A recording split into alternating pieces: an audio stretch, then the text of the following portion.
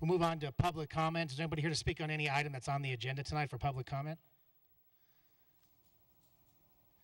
Seeing none, we'll move on to, are any changes to the agenda? Seeing none, we'll move on to staff reports. Item number 1, Mr. Goff. Thank you, Mayor.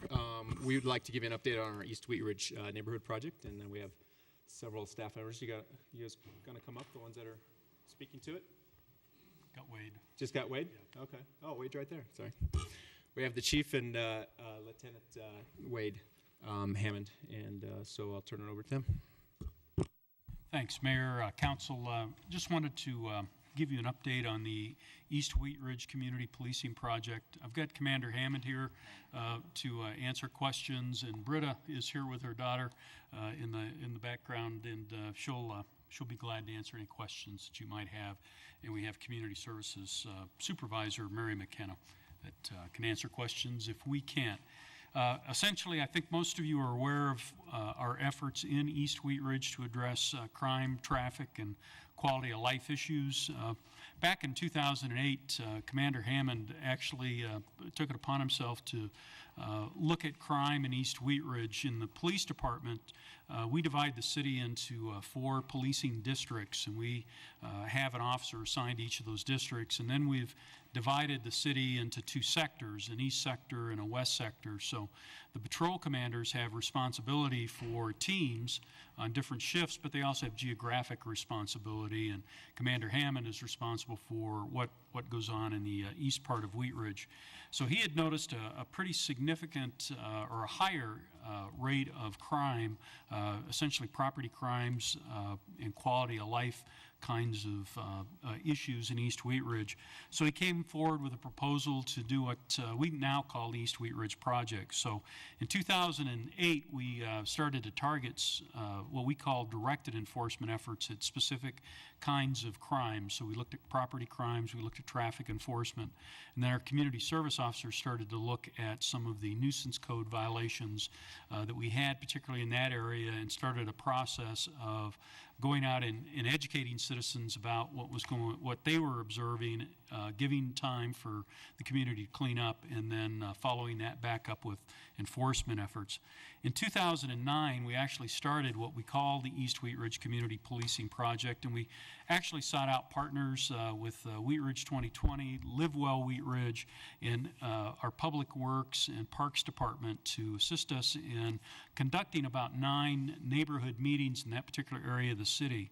Those neighborhood meetings were done based on the geographical area of East Wheat Ridge, which for the project purposes was essentially 26th Avenue to 44th and Sheridan to Harlan. So we conducted 9 meetings, did a lot of those at the Sons of Italy building, and asked them really, we presented to them what we were seeing in terms of problems, the different programs that the different stakeholders or the different organizations that we had that were interested in promoting a safer East Wheat Ridge, and then asked them what problems they were seeing in their particular areas so we could sort of develop a strategy around what we wanted to do there.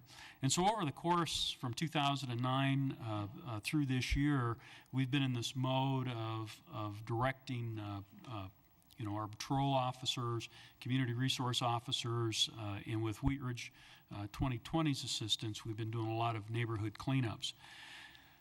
We also use grant dollars that we received from the Justice Assistance Grant to help us pay for some of our crime prevention efforts and also for some of our overtime efforts. In late 2012, early 2013, in late 2012, you'll remember during the budget process, we had a discussion about the East Wheat Ridge project, and out of that, council budgeted $20,000 for the East Wheat Ridge Community Policing Project to look at taking city dollars and trying to leverage those dollars to achieve a significant improvement or change in those neighborhoods over there. So in late 2012, Commander Hammond, Britta Fisher, Mary McKenna, and I, and then Councilmember Davis Reinhardt began to meet to talk about what this might look like in terms of a strategy in using these dollars. So over the course of this year to date, we've done a couple of different things. First, we did a cleanup effort in East Wheat Ridge. We identified 4 locations to drop dumpsters off. Wheat Ridge 2020 assisted us with that effort. We put out information on the nuisance code violations in particular neighborhoods, and I tried to inform people about what the issues were, and if they had any issues with those nuisance codes to address those before we came in with what we would call then an enforcement phase. We were so successful in that effort that we filled up those 4 dumpsters, and we had to order a 5th dumpster to handle the overflow from those 4th.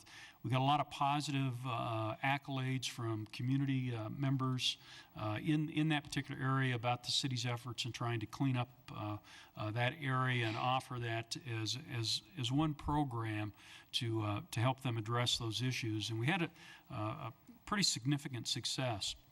The other part of that program, though, was to really identify a couple areas there that we thought we could use that $20,000 to really leverage some change in that neighborhood.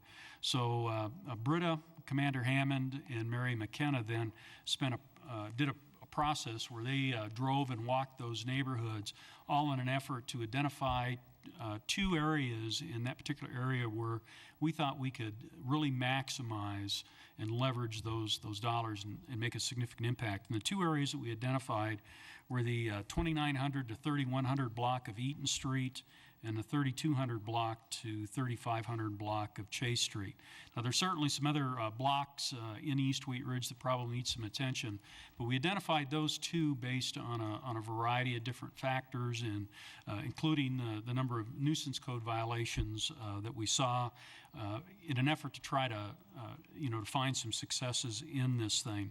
So the next stage of this program is going to be to get flyers, brochures out to the residents and property owners that live in those particular blocks, and call together community meetings to meet with those individuals, talk to them about the program, the issues we're seeing in that particular part of the city's efforts to date in terms of trying to address those efforts, as well as Wheat Ridge 2020's efforts and LiveWell's efforts to address the quality of life issues, to let them talk about the issues that they're seeing, and then to try to come to some reasonable solutions where we can leverage those dollars, target the issues that we're seeing there, and try to develop livable, sustainable neighborhoods, and use those 2 areas as a gauge to whether or not investing additional city dollars or outside stakeholder dollars into these particular neighborhoods will be of benefit. So with that, I'll ask Wade or Mary or Britta if they want to add anything else to that. I do have one other thing I'd like to add, but I'm going to let them speak first. Britta, Mary, Wade? I think you covered it. Okay. The one other piece that has come out of this is during this process, Councilmember Dumont and Mayor DiTullio approached this group about looking at using available dollars that the Wheat Ridge Housing Authority had for targeted residences that the Housing Authority could go in and purchase if those were problem locations. So the police department did an analytical study of calls for service in this particular area. We factored out duplexes, apartment complexes, those kinds of things. Really tried to target on the top 15 calls for service locations, and those were provided to community development. And there was a meeting, I think last week or the week before, with the Wheat Ridge Housing Authority on if there was the availability of those funds that could be leveraged perhaps to purchase some of these homes if they were rental problems or true problem locations. So that's the only other twist that's not included in this memorandum. So open for any questions if council has any, and or direction by council in regards to next steps.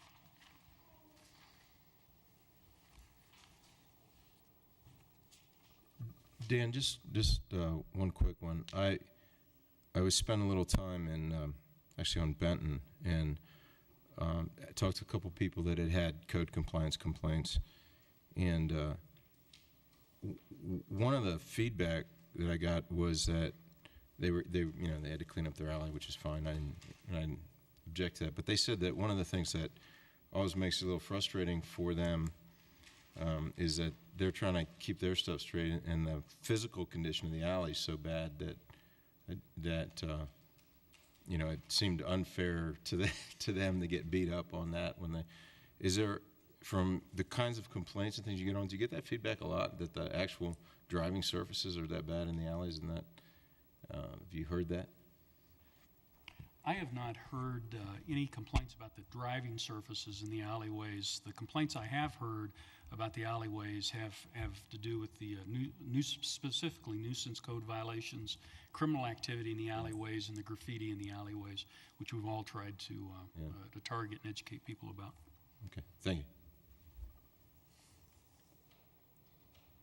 Chief, they're going to the Housing Authority will be discussing those properties in September Okay, thank you. because they're going to have their CDBG funding available again. All right. So that'd be the only other nuance change to what we're doing. So as we proceed with this and identify specific ways to spend that money, we'll make every effort to communicate that and keep you all apprised of what we're doing. Thank you. Does that cover A and B or just? No, B is a whole separate topic. Jim and Mary, do you guys want to come up? Or Jim? Whole separate topic, and always a fun and heated topic sometimes. And I think we heard at the District 3 and 4 meeting last week or the week before that, there's differing opinions even in the community about how much code enforcement we should be doing. So I asked the chief to give us an update on what we've been doing with code enforcement, especially since 2008 when we put the administrative hearing process in place, and how that's helped us improve the process. So, Chief? Thanks, Patrick. These monsoon rains are really, really good. They have made everything green. They've cooled down our evenings, but they're making weeds grow, and it's keeping us pretty busy. So unlike the past few years with the drought, which this rain has helped bring us some relief from, it has caused us it does cause an increase in nuisance code violations. I wanted to talk just briefly with council, just to update all of you on sort of our nuisance code enforcement efforts and where we're at, give you a little historical perspective. And then I'm going to ask Division Chief Lawrence, who now oversees code enforcement and our efforts there, to give you an update on some of what we're doing, calls for service data, those kinds of things. The historical perspective on code enforcement is prior to 2000, the police department was responsible for animal control and parks enforcement. And actually, if you go back in city history, the parks department used to have park rangers. We had animal control officers, and community development did all of the nuisance code enforcement efforts. And over the years, the police department picked up the parks enforcement piece, so that our animal control officers became animal control officers and parks enforcement officers. And then in 2000, because of nuisance code issues that we had in the city, they also assumed the duties of nuisance code enforcement.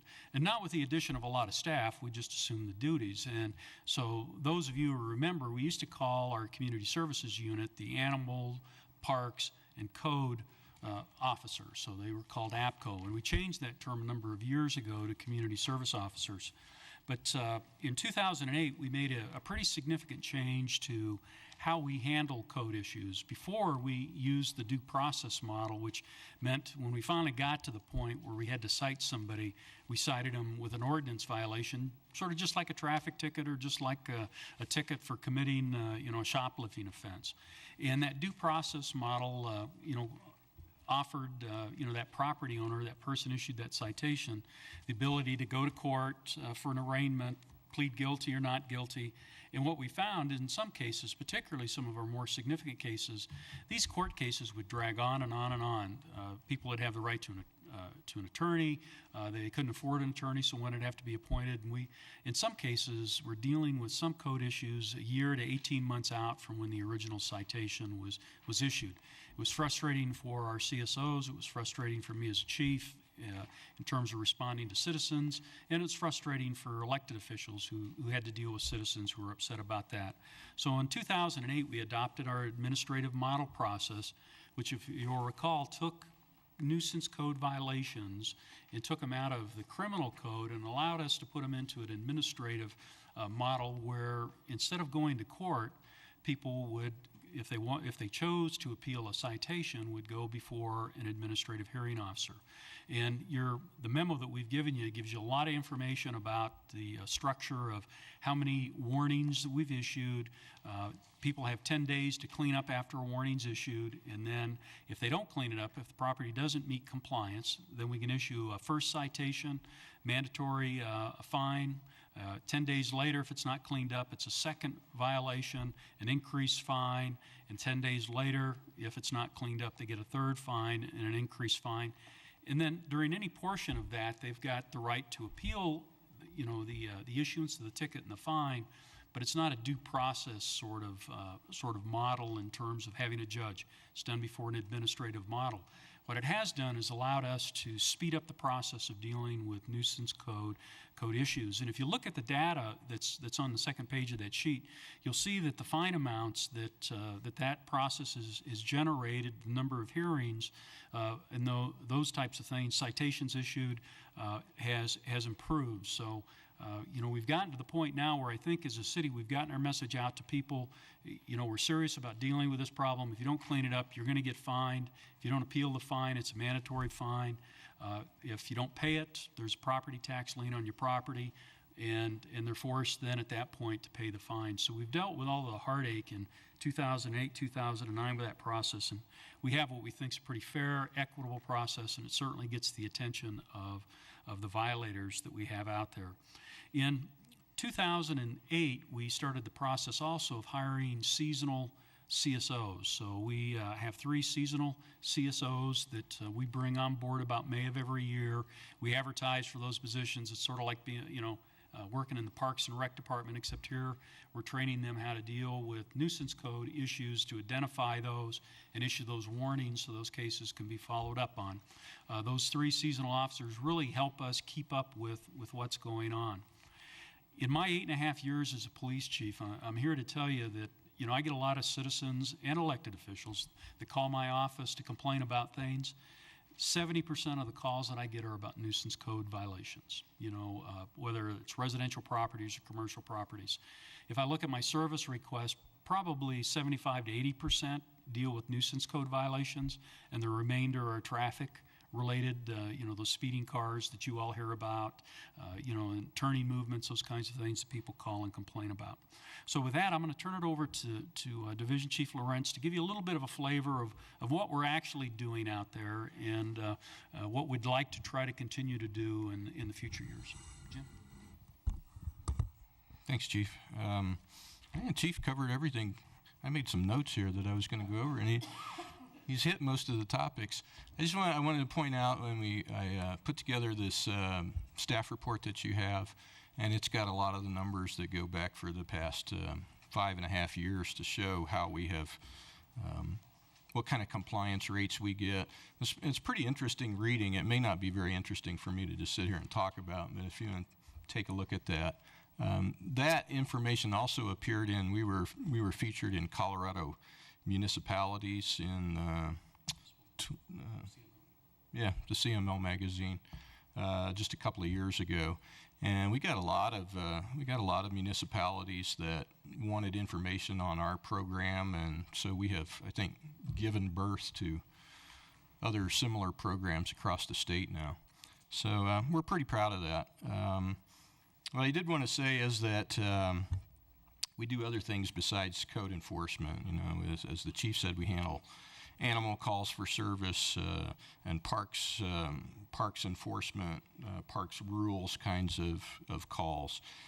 Just last year, we had this community services unit handled 1,700 animal calls and over 5,000 code calls.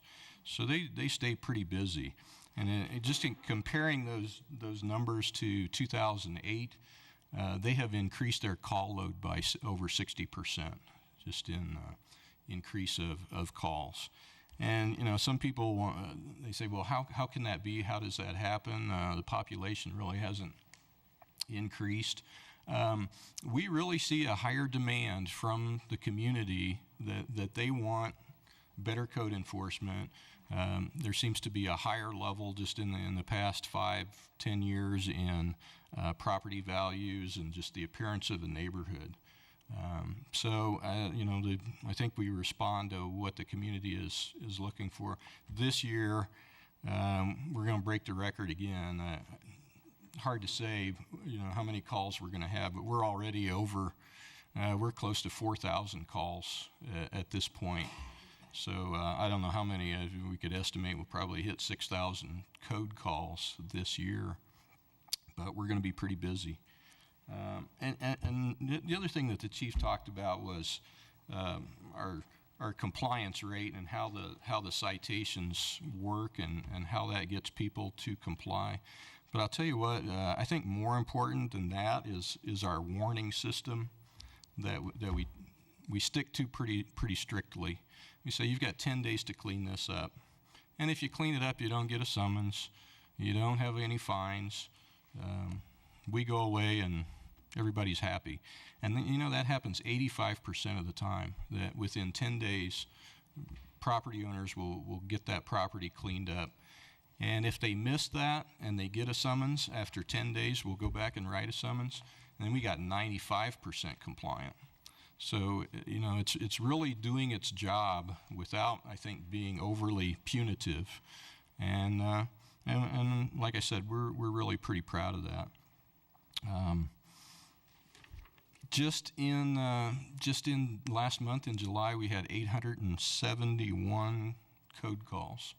So like I said, we've been pretty busy, and I would say you probably get a lot of those calls and you forward them on to us. And I would say here's a way that we could all help is that if you become aware of property that needs attention, to just go ahead and call our CSO number. We've got a volunteer that answers that phone during the week, and other times it's on a recorder, and we'll make a list of those properties and we go out and check them.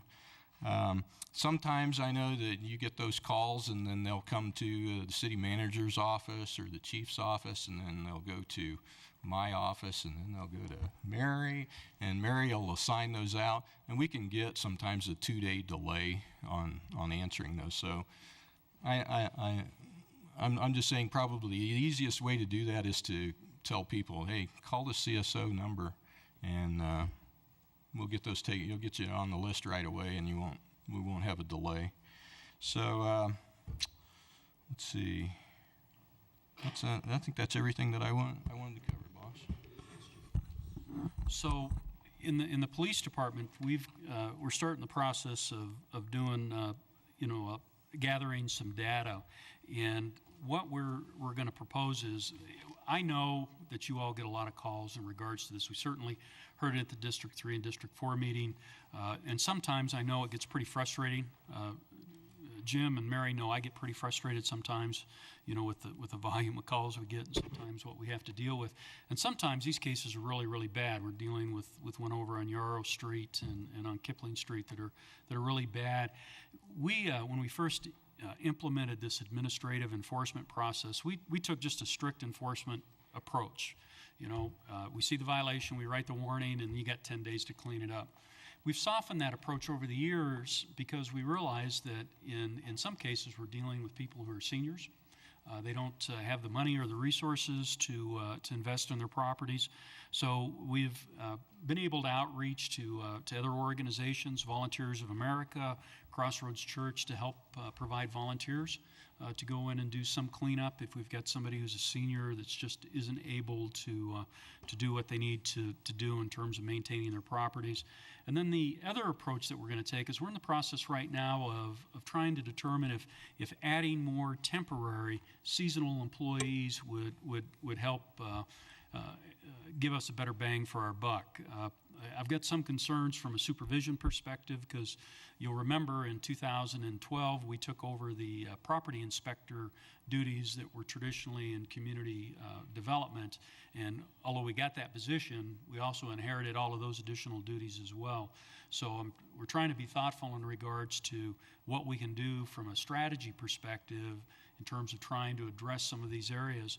And we know that sometimes, quite frankly, it seems like the police department's a little bit more focused in East Wheat Ridge than we are maybe in some of the other districts, and we are focused in some of the other districts. We have another community policing project in the I-70 and Kipling area that we're calling Boyd's Crossing, and we have some other areas that we're starting to target based on, you know, crime, traffic, and quality of life issues in all the different districts in an effort to try to make Wheat Ridge a sustainable and an attractive community to live in. So be happy to answer any questions if anybody has any. Thanks, Chief. Oh, Mr. Stark. Chief, I appreciate your report, and I guess the thing that I really wanted to say is that down on the abatements, and I guess this was the whole program in general, that 0.02% didn't come into compliance, and I just wanted to know is that a typical success ratio and success percentage for your operations in general? I'm going to have Jim refer to that because he's the one that put the stats together.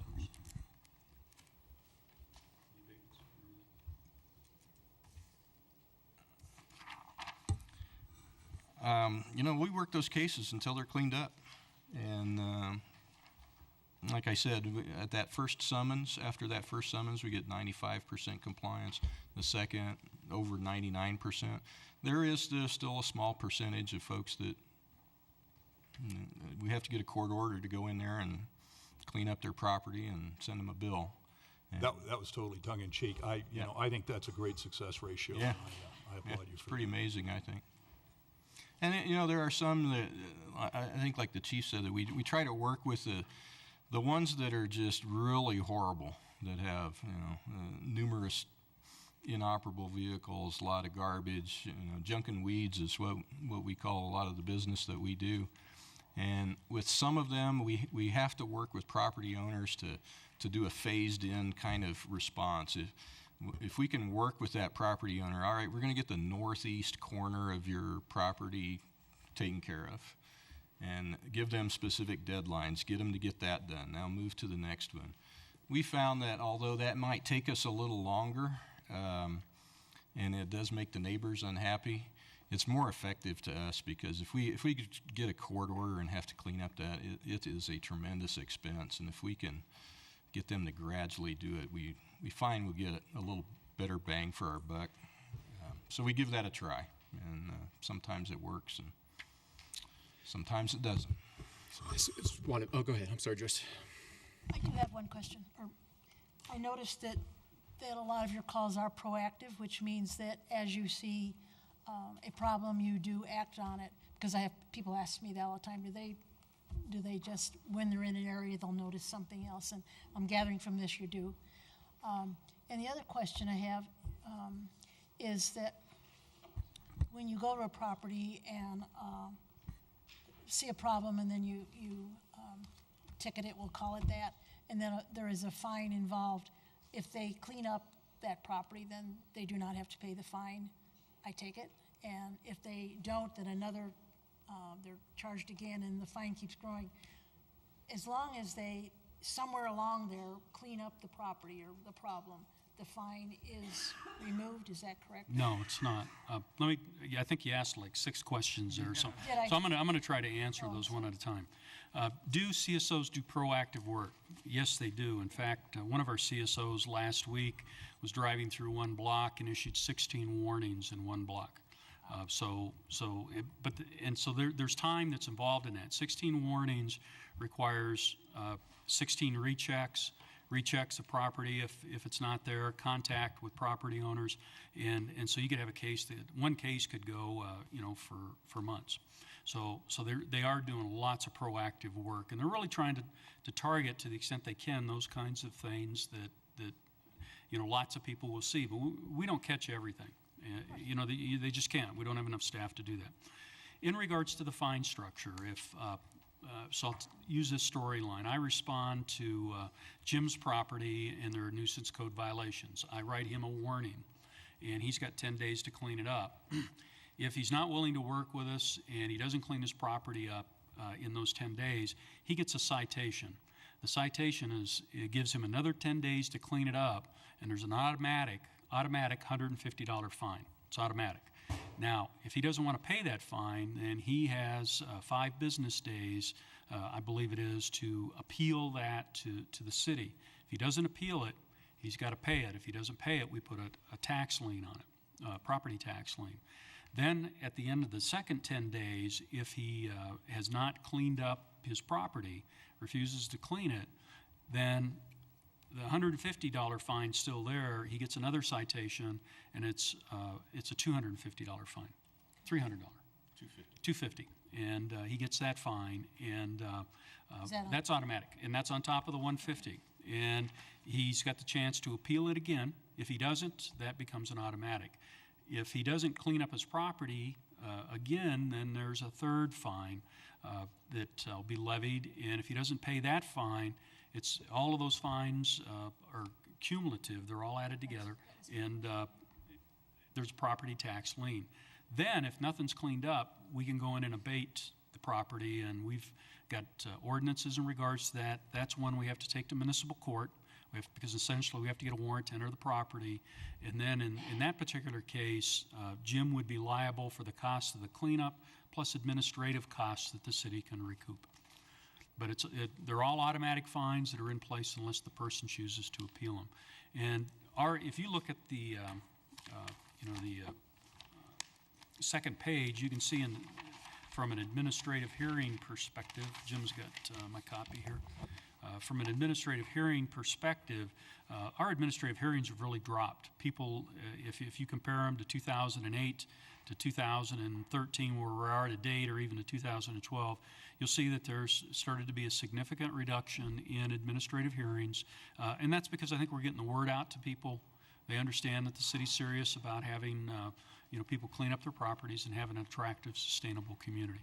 And you'll also see the same kind of thing reflected in terms of the fines that have been collected in the next to the last line in terms of what we've collected over the years from that. And we're really not interested in the fines, but it's the hammer that gets people to clean up their property. It's sort of like getting a speeding ticket and having to pay a fine. And we still have the ability to write a criminal charge, as we did back in 2007, and we haven't had to do that. We haven't written a criminal summons on code violation since 2006, and that's pretty good. Do you have a question? I just want to add too, real quickly. The chief mentioned that we're having discussions about potentially beefing up our seasonal staffing and during the summer, and that's also to help with potentially park enforcement. We've been having some issues in our parks, especially this last summer, seems like, with our new park, with people not necessarily following rules and upsetting other citizens. So we feel that we can maybe cross-train those folks so that they could do both code enforcement and park patrols also. And just with the soft touch, not somebody out there with a badge and a gun, but just somebody to monitor the parks and help out folks that may be in distress of other folks not following the rules.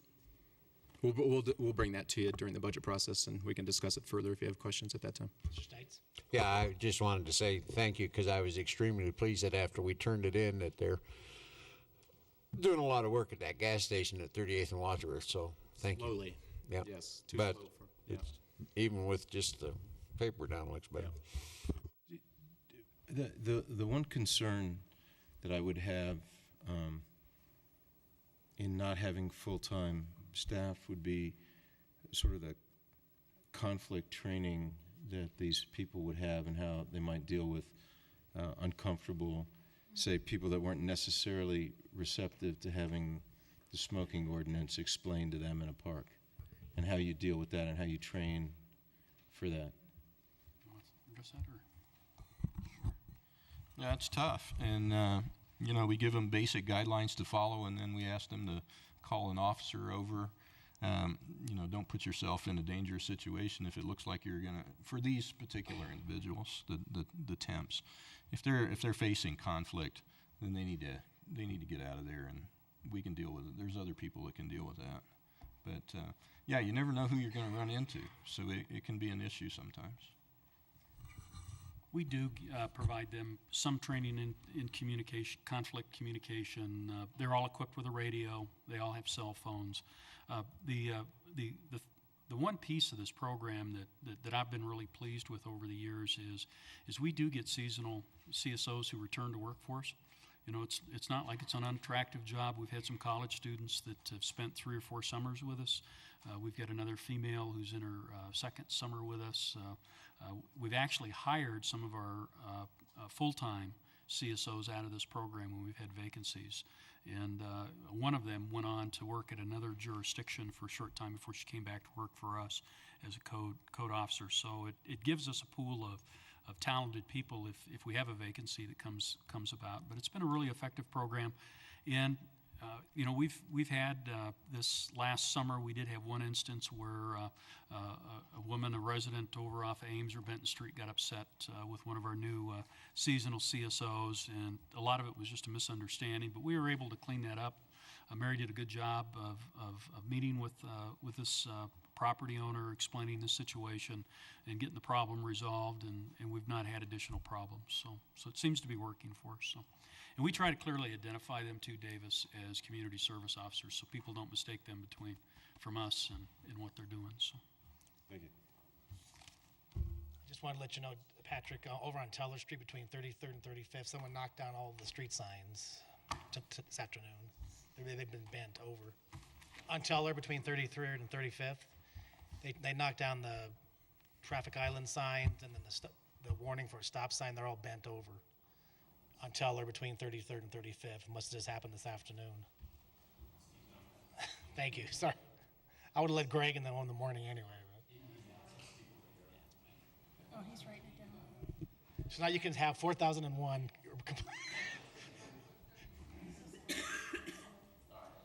Thanks. I think the chief has one more quick update. He passed out a memo at the beginning of the meeting, and he'd just like to give a quick update on that. I passed out just a quick staff report with some attached documentation from Rural Metro Ambulance Company. They're our provider for EMS services in the city. This is really just information from you in case you hear anything from citizens or any of our fire protection districts. Rural Metro actually advised us several months ago that they were in the process of looking at financially restructuring their company. Last week we were told that they were in a court process to do that, and today we were advised that they filed for Chapter 11 bankruptcy to cut their debt. Both of the documents that are attached sort of explain that, but really the focus of the bankruptcy is an opportunity for them to restructure and renegotiate unprofitable contracts and free up capital. They anticipate getting this restructure done and finalized in the fourth quarter of 2013. On its basis, based on the information they've provided and the Information Division Chief Cass has learned from their local CEO, it appears to be a fairly straightforward effort to address some debt issues and interest issues they have with some contracts. I've looked at what other jurisdictions are doing. Right now, everybody is standing pat. Nobody has dropped Rural Metro as a provider. We have certainly given them an indication that we expect the same level of service. They've responded back to us that their intent is to provide the same level of EMS service to the citizens. Just to remind Council, we do monthly EMS review meetings with Pridemark and our local fire districts, since they provide EMS services in all 4 of our fire districts. So we'll continue to watch from a data perspective what their response rates and times are. And then in addition, we have the ability to do our annual contract review. And if it appears that they're not meeting their obligations, there are certainly penalties in our IGA with them that would apply, and also the ability to change contract providers if we need to do that. And then Division Chief Cass and I are in the process of looking just sort of at the framework of what a Plan B might look like if we had to go to a Plan B. So that's where we're at with that right now. At this point, I'm not overly concerned. We'll continue to watch their response rates, and we'll continue to watch the national news and local news to see if there's anything more that comes out on that. But I wanted to give you a heads up. Thanks, Chief. So item 1C, Mr. Goff. Thank you, Chief. Yeah, very quickly, you guys council gave us direction a few weeks ago to look at the potential acquisition of the Randall Park parcel at 4100 Gray Street. Joyce Manwaring looked into this. Property owner is still willing or wanting to sell, but at this time, some things have changed for him. He probably needs about 6 months to deal with a 1031 exchange to deal with capital gains. So he needs to find another, I think, property to put the dollars into when he sells the property. So he's still very interested in selling. He'll get back with us when he's ready. Joyce checked into our grant opportunities. There's still grants available through Jeffco Open Space to help with some of that funding too. So we'll come back to you as soon as we hear back from the property owner. Thanks. Ms. Davis? So, I think I was in jolly old London when this happened, and I'm not sure, I thought more of it would come up. I read the council minutes, but not the study session minutes, but I just really struggle if there's funds that are not from the lotto and that type of thing to pay for this property and to sell. I mean, I know that it's helping the property owner. It's going to make it the full block, but I just don't think as a city we have that additional money to pay for that property. And I know there's a question of, well, it's hard to sell a property next to a park. Well, I think if the property was a nice property, it wouldn't be hard to sell. And it's like that saying, I went to a fight and a hockey game broke out. I mean, the guy knew there was a park there the entire time. It's not like we built a park around him. It's been there it's been there ever since I was a little kid. And I know there's the question of noise and that type of thing, but again, I played softball at this park, and I think the house is in far center field of the baseball field. So it's not like it's right next to a playground or the picnic area that there's a lot of noise and screaming and that type of thing. But I still struggle with spending city dollars on purchasing someone's property when we're just not in the place to be spending additional money. It's to me, I don't think it's any different than Martinson, paying fair market value for a school and then tearing it down. We're going to be doing about the same thing with this home, which I haven't seen the dollars of what we're paying for it, but it's not, at least last time I saw it, in the best condition, and I just think it's not in the best interest of the city to buy this property. But I don't know if, obviously, the council is ready to move forward with it, but I struggle with it. Christy, I talked to Joyce Manwaring about this too, and she indicated that, the park fees are going to come off that new development on Fenton, that some of that's money could be applied to this purchase along with the open space money. So that would actually benefit the neighborhood that's being affected by the new development, if it comes down to that. I still struggle with it. I mean, we're going to tear it down. I know some of the last plans was a partial parking lot there, and I just think, okay, we might use some money for it, but I think also money can be used in other places as well. I just struggle with it.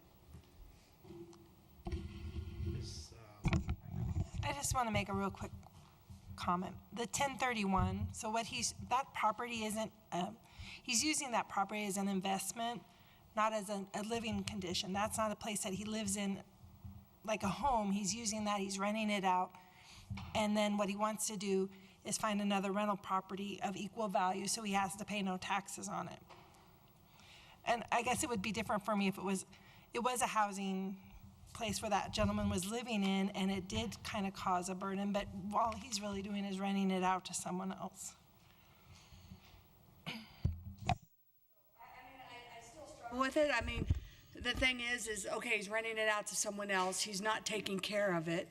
So it means it's our obligation to take it off of his burden? No, I'm sorry. It kind of goes back to the whole discussion we have with rental properties, that they get run down, and now all of a sudden your rundown rental properties now the city's problem, and I struggle with it. Oh, I really struggle with it. I guess I was just pointing out that it's a rental, and I mean, I don't know that, I had never heard before that was a rental. Well, to me, it matters more, only that you're right, I agree with you. It's a rental property. It's not a house that somebody lives in and suffers through. It's some guy who's trying to make money, and now he wants to postpone his tax burden by getting the city to pay for him. So I agree with you. I don't think that that's the best way. I mean, I appreciate a 1031. You know, if you can avoid taxes, I'm all about that, but I don't know that it's our job to do that either. I think you'd have to amend your Parks Master Plan, because the Parks Master Plan that was approved by previous councils and then Parks Commissions identify that property to be purchased, so. I don't think it necessarily follows that today is the day we have to do that. I mean, I just, as a question of logic, that if we can leave in the master plan until some other time, it may have been the most effective time, but it's not the determinative issue of how we spend our money. Well, then change the plan. Mr. Dumont? This came up when you were gone, and I brought it up. After the Incarnation meeting, that they're building the new townhomes over there, the neighbors, there were a lot of neighbors here at the meeting, and they had mentioned at one time that they had felt like they were the forgotten neighborhood, and they'd actually come, one of the neighbors actually came up under public comment and said how they appreciated the police department recently had really stepped up their patrols, and they felt like they weren't the forgotten ones anymore in the eyes of the police department. And during that discussion in the Incarnation, we talked in length about the parks fees that they have on developments. And I was approached 3 separate times at the restaurant by 3 different families who said, why can't they use that money to buy that house and tear it down?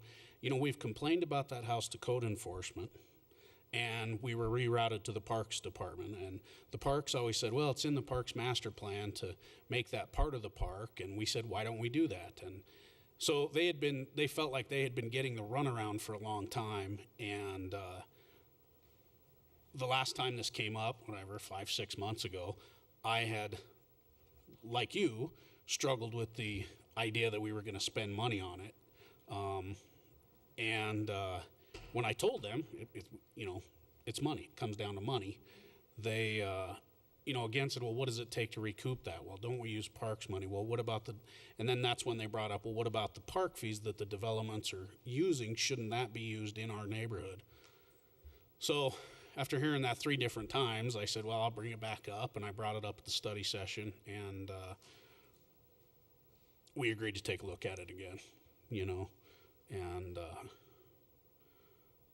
so I'm happy we did. I think, the neighbors have convinced me that my initial knee-jerk reaction on that night was wrong, and they would really like to see it. I mean, that's what I heard. They were pretty adamant about it, and they thought it would be a great idea to make it, finish that park is what they'd always been promised. A lot of them had lived there a long time, so that's why I brought it up. So. Any other questions before we move on? Okay, we'll move on to implementation of Amendment 64. Great, thank you, Mayor. Is that Lauren and Chris? Well, yeah, we got all kinds of staff. Chris Price from Mr. Dahl's office, and Lauren from, you all know Lauren.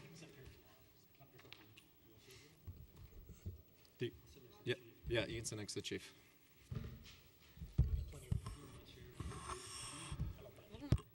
Mr. Price is, I think, one of our state experts on Amendment 64, so he's done a lot of work on this, so we're in good hands with some of his recommendations, I believe. So I'll just turn it over to him.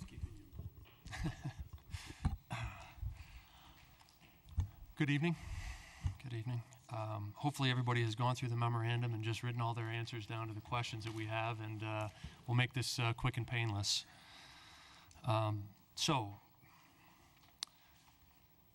the city currently regulates and licenses medical marijuana facilities. You've seen the attached map that Lauren put together, identifies 4 existing locations. One is actually shows as an existing location, but they're currently in the process, and I believe that's the one in the lower part of the map. Is that correct, Lauren? That's correct, yeah, 26th and Kipling. The way that the city's system works for medical marijuana is that it is a vertically integrated model. If you want to grow marijuana in the city, you have to have a retail outlet in the city, and you can only grow in a location that is adjacent to your retail outlet. We do not allow standalone grow facilities for medical marijuana establishments.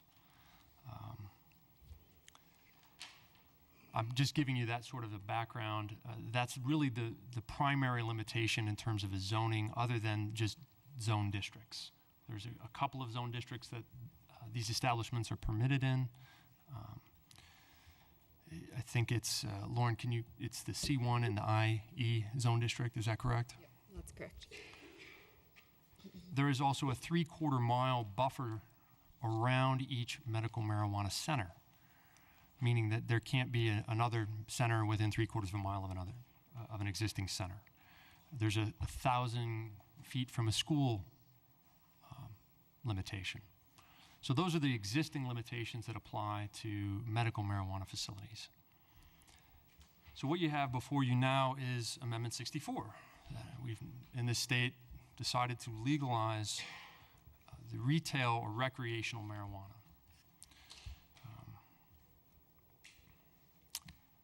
The model that was adopted by the state mirrors, for the most part, medical marijuana licensing. It's very similar. There are a couple of distinct differences. One is that for medical marijuana, you have to grow 70% of your own marijuana. For retail, that's not going to be required. There can be a standalone cultivation center. That's all that somebody's in the business of growing marijuana. That's just what they're going to be able to do. There is also now a testing facility license, and that is to identify the potency of the marijuana that's being sold, or the potency of the infused products that are being sold. There's some regulations that have been adopted regarding labeling requirements, what's inside of a food item, an edible, or maybe what's in a salve. That's an infused product. So other than those differences, really the model is the same. And the city can mirror what it has for medical marijuana. You can also ban it. I mean, really, that is an option that is provided by statute. It's also provided in the constitutional amendment. I think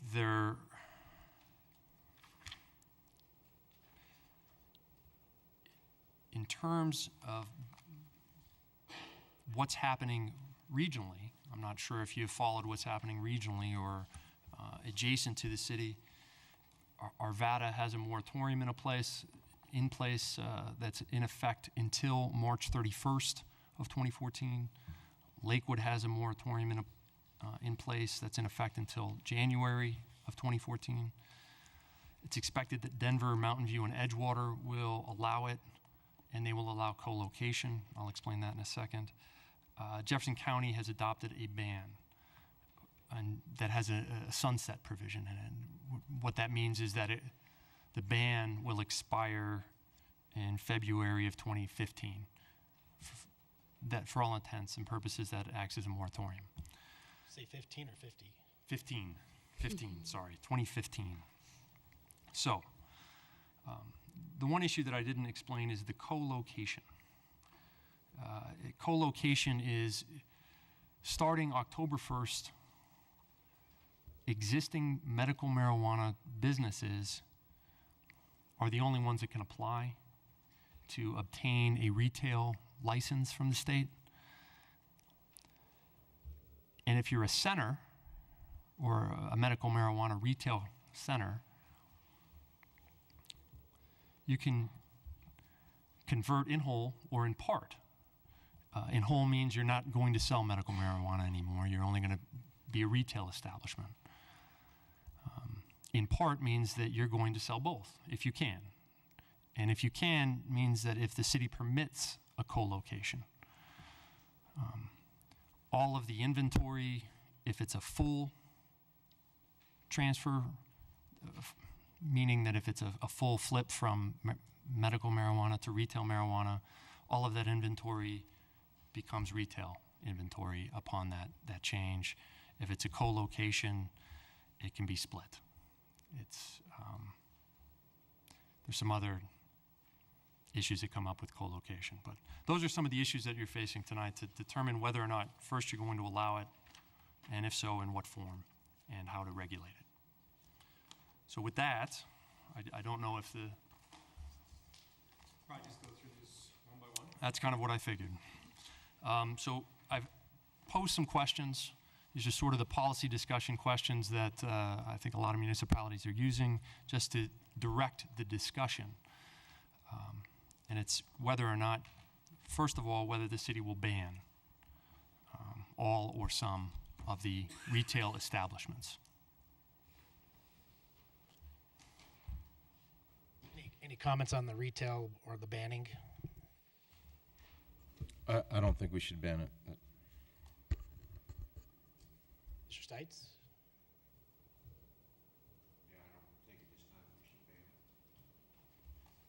Ms. Davis?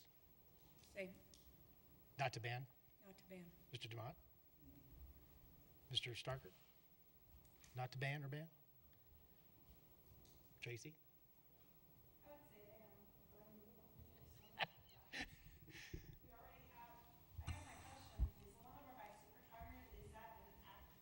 An actual existing business or an application? That's an existing. So on the We map, have overlap? we do have overlap. So the boundary that's important on this map is the outer edge of the ring, so that no circle contains two of those businesses. So they're close, Okay. but they're not within 3/4 of a mile of each other. Yeah, Okay, the that's only pending one is at Kipling and 26. They applied a while ago, and they're just doing building improvements. Thank you. Ms. J? Did I understand correctly that Jefferson County has banned it? Yes. That's any land that's not within a city, and I know Westminster has banned it as well. My inclination is to ban it. I felt that the medical marijuana application was good for the city and people who are suffering from discomfort, that it was, medically, it works for them. And I think with the type of city we're trying to create, that it would be my vote not to ban. So, Chris, there's a consensus not to ban. I see that. Okay. And we can go on to All right. next step. So the next one would be which of the four distinct would you like to mirror what you have for medical, for retail? Do you want to ban standalone cultivation facilities? Do you want to have those same sort of requirements? So that's really the next question to be answered. I'd like to ask a question of Chief Brennan about that. Is there any sense from the law enforcement perspective that the standalone grow facilities create any new or different problems from the vertically integrated grow facilities in any way that, I mean, I don't see it, but it's not my world to know about it. You know, we've seen, the police department has seen, you know, some impacts from a community perspective in regards to the legalization of marijuana. I think from a law enforcement perspective, law enforcement prefers the vertical integration. It's easier to track. It's easier to find out where marijuana is coming. I don't know if council has seen the you know, the article, the recent article in the paper about Colorado becoming a major exporter of marijuana. Here's how that looks and impacts your community. We're responding increasingly to marijuana grows, illegal marijuana grows in residential areas. We've had a number in residential areas or areas that are commercial and industrial. The public safety impact from that perspective is a lot of these are done without building permits. So major electrical code violations in those that I think present a safety risk. We've seen an increase in arrests with high school students. A pretty significant increase over the last 2 years, probably a 50% increase in the number of arrests at the high school, middle school, and even arrests in elementary schools for possession of marijuana and prescription drugs. It's a wide-ranging issue. Statewide, we're seeing an increase in traffic accidents involving serious bodily injury and fatalities that involve marijuana. As opposed to just alcohol. And we're seeing a number of calls for service at our post office, and I've had calls at other business establishments with marijuana that's being mailed through the post office, through FedEx, UPS, and it's discovered en route or it's mailed to the wrong location. Last 2 weeks ago, seized a kilo of marijuana that had been mailed to a location from Colorado to New York. The person wasn't there to accept it, got mailed back to a business that was one of our nursing home facilities. So they said they didn't grow it. So we're seeing some impacts, but I don't know that I can specifically say we're seeing impacts, Davis, in regards to the question that you're asking. Okay. Mr. Pond? A couple of questions, I suppose. First, foundationally, I think I was around on the Planning Commission when we did some of the zoning changes. However, I don't believe that I recall the reasoning of why the vertical model was selected. Now, I think I just heard you say in order to better track it. But I guess if there's any more clarity to that, that would be one of my questions. And then the follow-up would be whether or not the exact same criteria or arguments for the vertical model would apply in this case, because there are a couple of more items that I don't believe were in the mix then, right? It was a growing and distribution verticality, but now there's two other items in here. So I guess I'd just first of all like to know what the decision making at the time, and if there's in fact some different criteria now, how that would be recommended at this point. The vertical integration that's for medical marijuana, that's a state requirement. All medical marijuana centers, retail outlets, have to grow 70% of their marijuana. So that's the vertical integration. As far as the zoning component, as the chief mentioned, it was at the time, it was easier to identify a location for a retail outlet, and then any sort of zoning limitations or buffer zones that would apply to the retail outlets would then also apply automatically to the growing locations. And so it's just sort of an easier way to identify where locations are in the event that there were going to be calls, I believe, calls for service. And so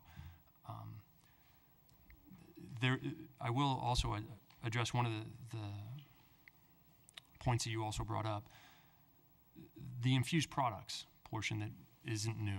There is a medical marijuana infused products license, and this city does license that. There are just no specific buffer zones that apply to those locations. Does that answer your questions? I think so. However, are we saying that we would license someone in the products manufacturer right now? We could do that? Yes, if you look at the map, there are two. Okay, got it. Or three potential. 2 existing, 1 is in the process of completing their build-out.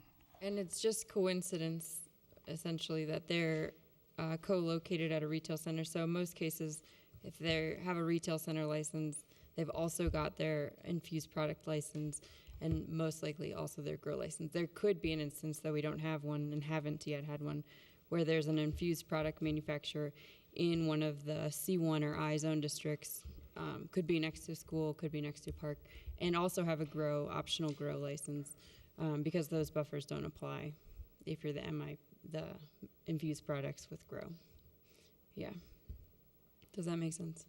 It's been confusing sometimes to administer. Mr. Starker? Thank you. Thank you.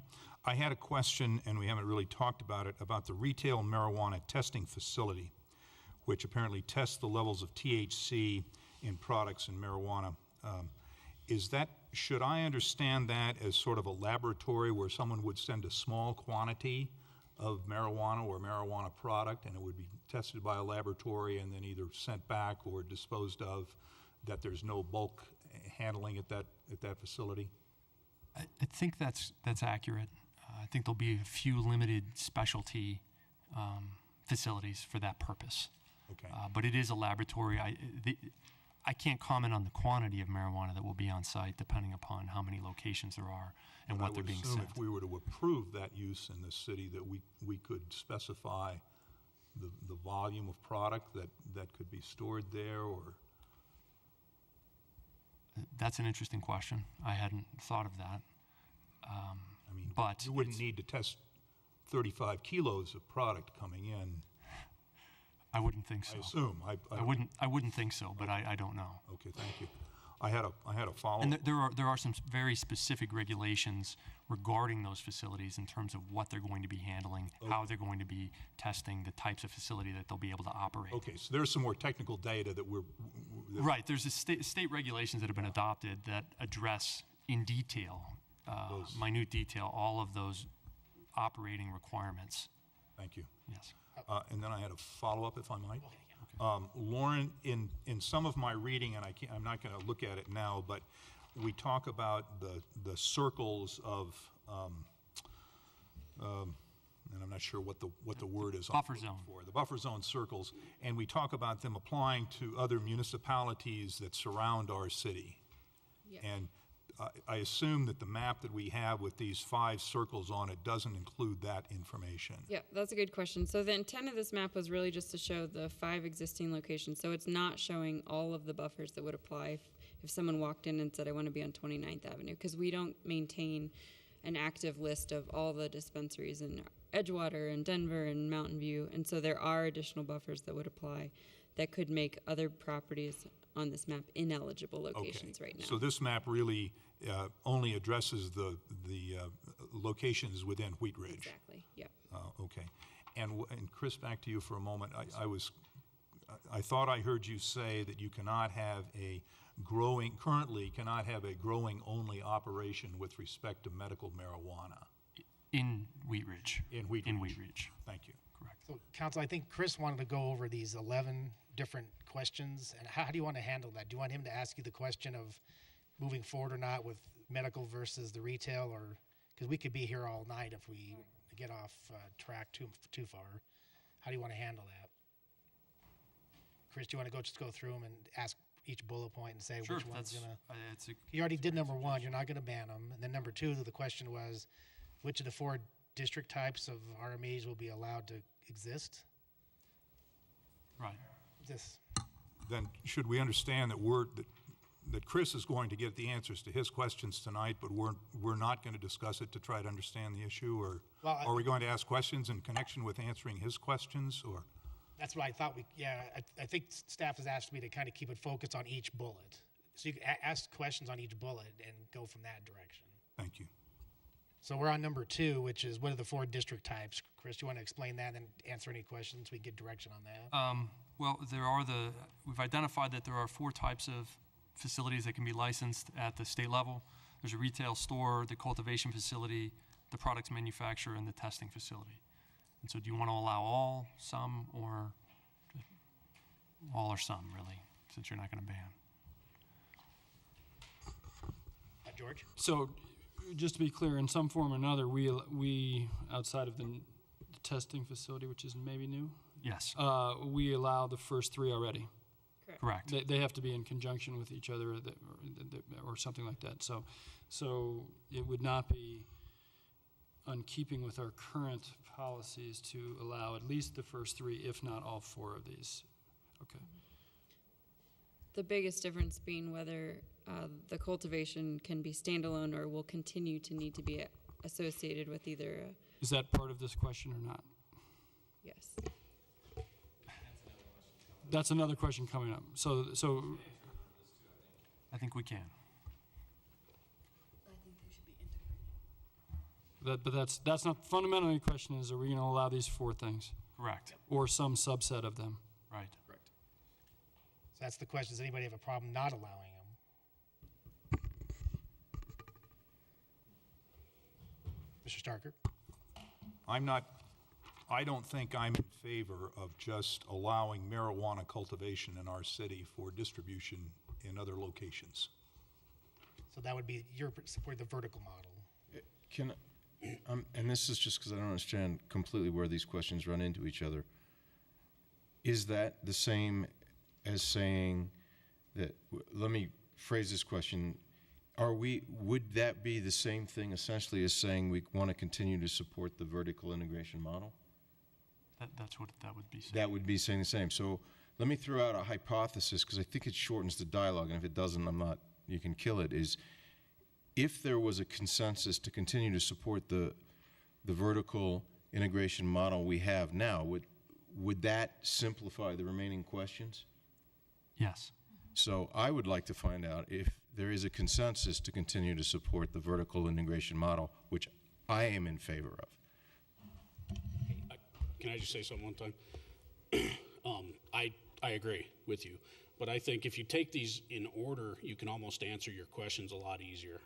If you start with retail marijuana store, we've already answered that we're going to allow that. The next question, I think, before, and if anybody wants to think about it, if you want to ask, if you want to do vertical integration, allow vertical integration versus,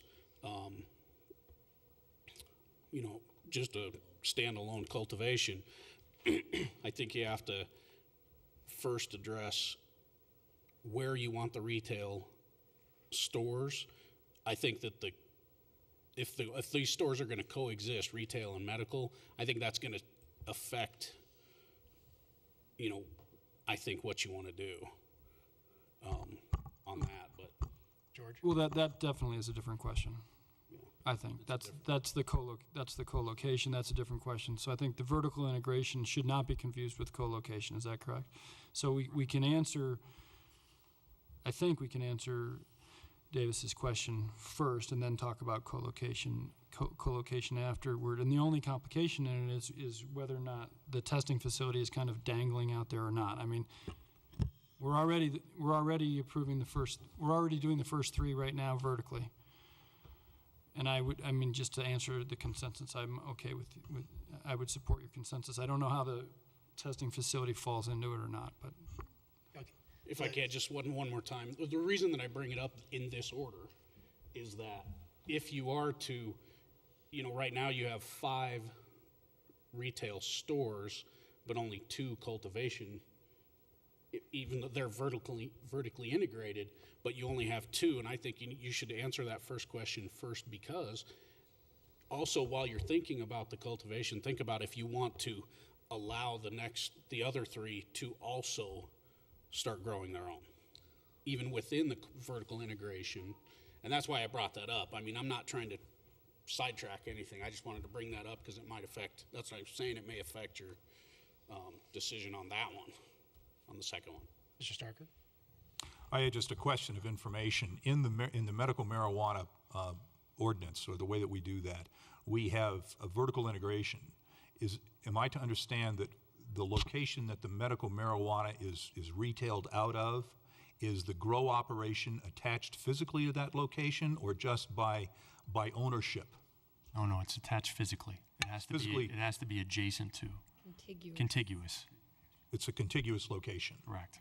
Okay, thank you. And that from a zoning perspective, is that,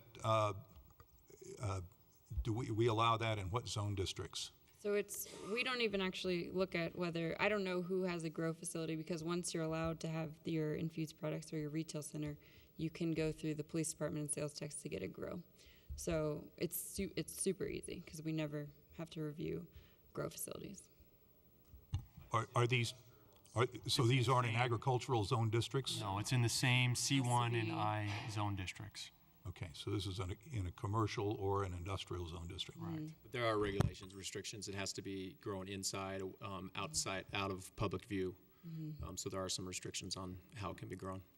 Okay. But it's attached physically to where they're selling it.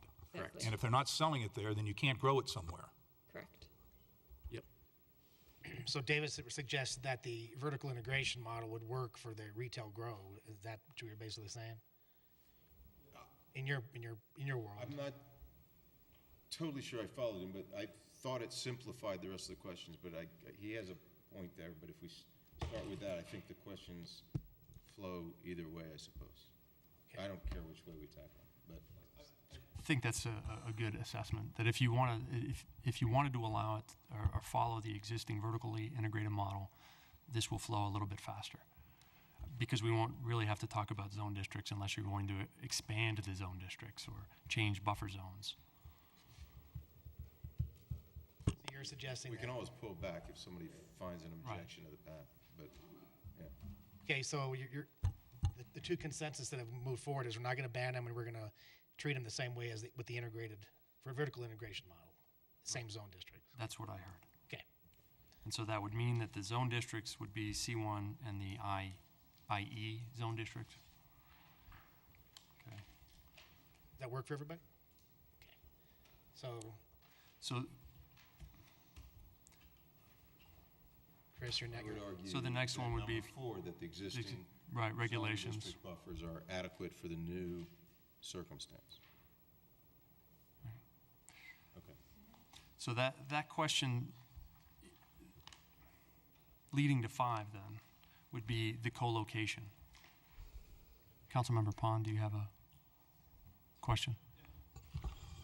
Just for clarity on number 5, because I happen to think this is kind of an important distinction, perhaps just to lay out what the legal age ranges are for retail purchase of medical marijuana versus recreational marijuana, because in some ways I think that starts to set up it actually, the co-location in some ways allows for a broader context of age affected, and I'd like to kind of understand that a little bit and maybe even hear some comments about that as to whether or not that's a smart thing or not. For medical marijuana, if you have a card, you can go into a medical marijuana center. So if you are 16 and you have a debilitating medical condition and your parents have signed off on you getting a medical marijuana card, as long as you're with and accompanied by a parent, then you can go into a medical marijuana center. For retail, recreational marijuana, only individuals who are 21 years of age or older may go into a retail location. For co-location purposes, if you have a location that will be both a retail and a medical marijuana retail outlet, if you want to be co-located and you want to, and you limit, you affirmatively will say to the state that you're going to limit who can come into your medical marijuana facility, saying that, okay, so you're only going to allow 21 and over, that's allowed. You can have a common entrance, you can have a common facility as long as the product is separated. If you're still going to be open to selling medical to individuals under 21, you have to have a completely separate entrance, exit, location, wall, product. It's a separated location. So that is by state statute and state regulation. So does that answer your question? It gets complex with co-location, to me. But you believe that the state law adequately governs that issue. Is there a reason why we would want to get deeper into it than that in your mind? Okay, I'm not sure Well, it sounds like there's a framework, and if the framework works, is there some flaw that we ought to be looking at? All kinds of flaws. Well, yeah, I don't know if you follow the news in terms of the Medical Marijuana Enforcement Division or the Marijuana Enforcement Division now, but they've had significant issues with following and tracking product, and they've had some issues in their department, and most of it's related to funding. They were supposed to have a lot of funding. They didn't have enough funding to do their job properly, maybe. So there could be some issues with that, but I'm not aware of any. The state has adopted regulations that allow that type of activity. But I'm assuming that it would be wouldn't have the resources or the desire to get into trying to overwrite those restrictions. I mean, that them fixing their problem is a better solution than us trying to get in the middle of their business. I would think. Sure. The way I guess you could either simplify it in, if you don't allow co-location, and you have your buffer zones that apply equally between retail marijuana, recreational marijuana, and medical marijuana, well, then the business owners in your community have to make a decision. Are they going to continue to operate a medical marijuana facility, or are they going to flip and do retail or recreational? If you allow co-location, then you'll allow them to be both at all of these locations. But if they are co-located, they have to have separate entrances and everything. Or they prohibit minors. Or they prohibit minors, correct.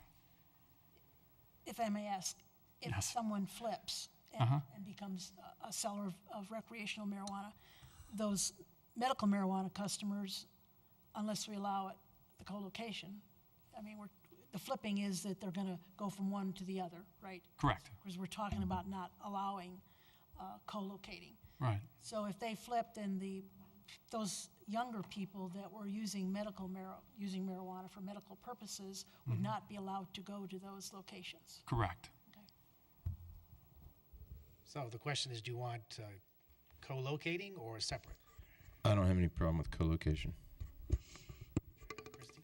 I agree with the co-location. It sounds like, the state has the requirements and people have to meet it. Mike? Joe?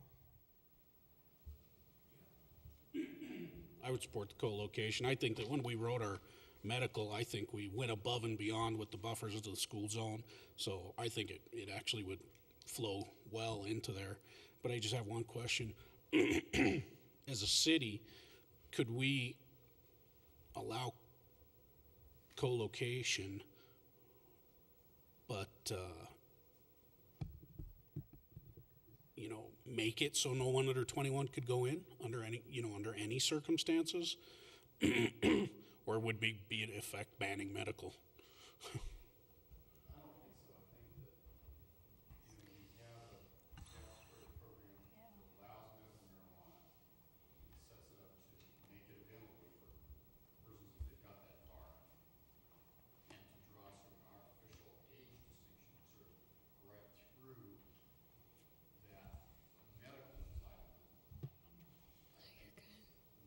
You're good. And then you're into a bunch of issues of, all right, who's going to count for staff?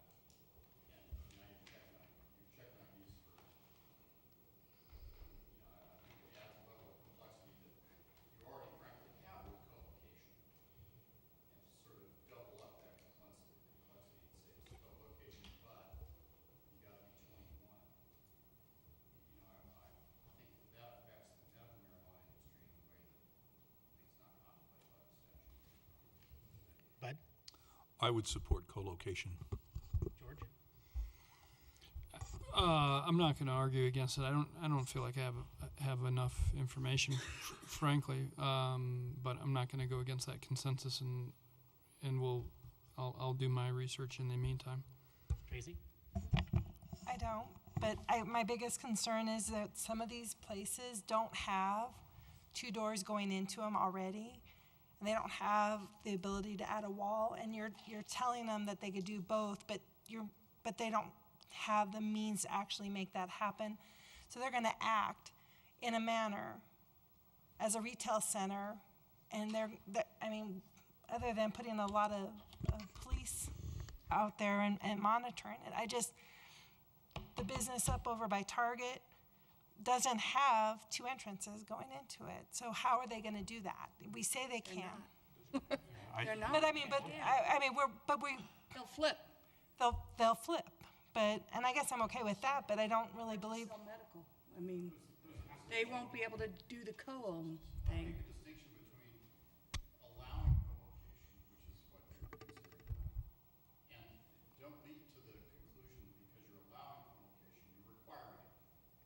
No, I know we're not requiring.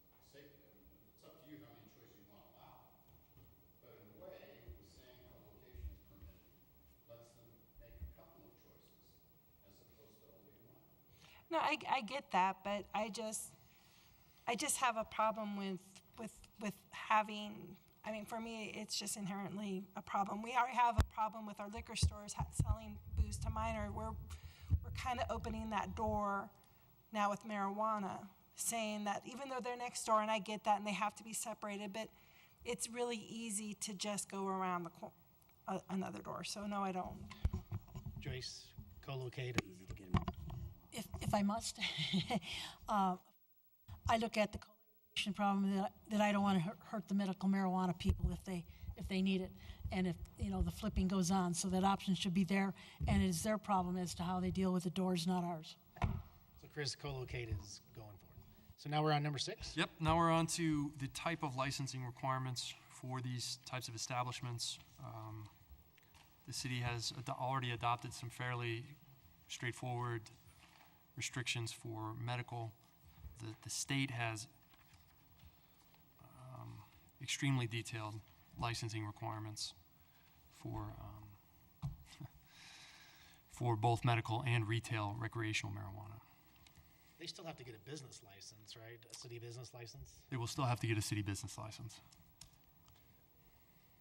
And the city can adopt, 6 and 7 kind of go together. You can adopt time, place, and manner restrictions that would involve. Do we have anything else now besides business license for 6 and 7 for medical marijuana?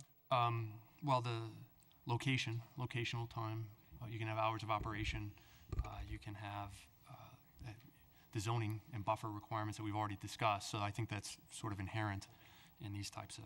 So I just have a process question, and again, this is more of a question because I don't necessarily understand the process. So currently, for medical marijuana, they get a business license. And they follow the state licensing and regulations. And then other than that, there's not a city. I guess where I'm trying to compare it to is like the liquor authority. Currently, medical gets a city, medical marijuana facilities get a city medical marijuana license. It's a dual licensing. But it's done through the city. It's not done like through the liquor authority or anything like that. No, it's administrative. It's more of an administrative because of the state taking the lead in enforcement and in licensing in both contexts. So whereas liquor goes through local first, the application for medical, which just changed, and for retail will go to the state first. Okay, and then, so for instance, as far as enforcement, that would be through the police and that type of thing. So say, for instance, you know, you do little operations where, you know, a 15-year-old goes in and Do a tries sting. to, yeah, so, and that would all be through the police department. The police department and the state medical marijuana enforcement division. Okay. And then, Chris, you said that we have time of operation now too for medical? But we don't.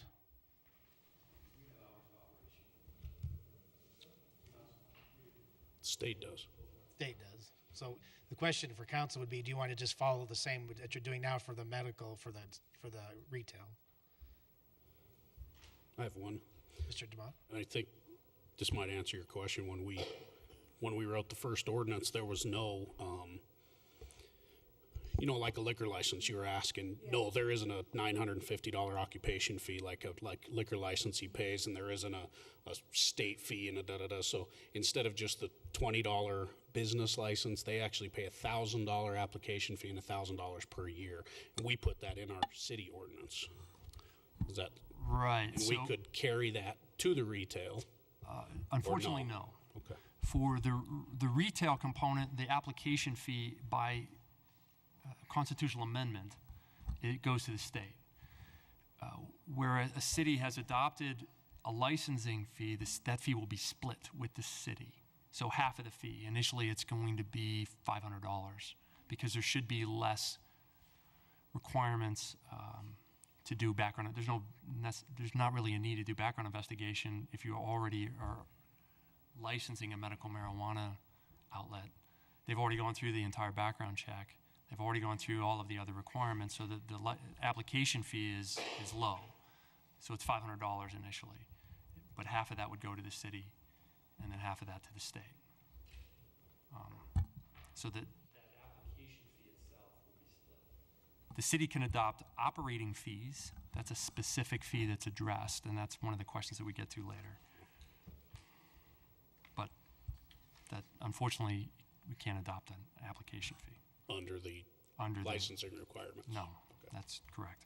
Couldn't council address that here and say that instead of a licensing fee of $1,000, it's going to be an operational fee of $1,000 like we do now for medical? You could say that, right? You would have to, right, you'd have to justify the basis for the fee.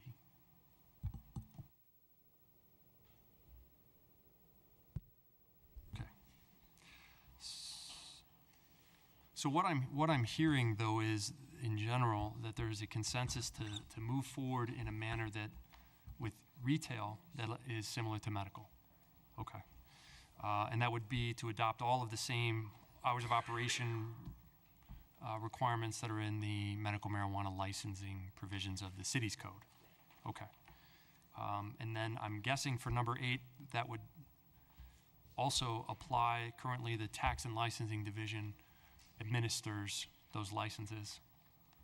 And so I think that would also then apply for retail. Is everyone on board with that? And so then we're at the operating fees. That's number 9? That's number 9. So could the city do a $1,000 operating fee like they do for the medical marijuana? They could do an operating fee that's based on Not capricious? Some level of inspection and administration enforcement of the Mr. Starker. related to those licenses and operations. So, in question number 9, we're talking about licensing fees and operating fees, or the licensing fee is set by the state, right? Set Correct. and collected by the state and split with the city. Yes, Now we're talking about an operating fee. correct. So what is an operating fee, I guess? Well, as it's identified, an operating fee is, and it's defined in the statute, is for inspection costs related to inspection, administration of establishments, enforcement of the provisions in the retail marijuana code. So that at the sort of state makes level. the city whole for the additional cost of this business being in our city. Correct. And is that fee split with the state also, or No. do we get 100% No, this is of the that? city's fee. It's an operating fee. And that's what we were saying, but we charge the medical marijuana $1,000 a year. And some of that, and let me just one of the different issues here is that the background check investigation will be done at the state level. I'm just giving him an example. No, I understand. I think that's one of the reasons why the fee is so high, though. But I think the police department was looking into some of the additional costs, and that hasn't come up yet, but I think we would come forward to council with a fee based on some of the related inspections and administration issues. I guess I'd like to offer up that there's a consensus for there to be a fee and that we need staff to do a recommendation as to the extent of that fee. Everybody okay with that? So staff will come back with a operating cost fee as a recommendation. Anybody have a problem with that? Joe, you okay with that? Oh, yeah, I mean, it's comparable to a liquor occupation fee. George, you you okay pay with $5.50 to the city if you have liquor occupation, so. Operating fee? Guys, same thing. Okay. All right, so that moves us on to item 10. Yes, and that is a more complex issue, just in some ways. And just because it's rare, I think, for a constitutional amendment to be so detailed and to have take on such a licensing component. I don't know if you've read Amendment 64, but it is essentially a licensing statute. I'm next to my toilet. What's that? I'm next to my toilet in the bathroom. Thank you. It's a great visual for me. So if the state doesn't act within certain dates, which no one really expects to happen, there's a default that the local licensing authority will be the default licensing authority.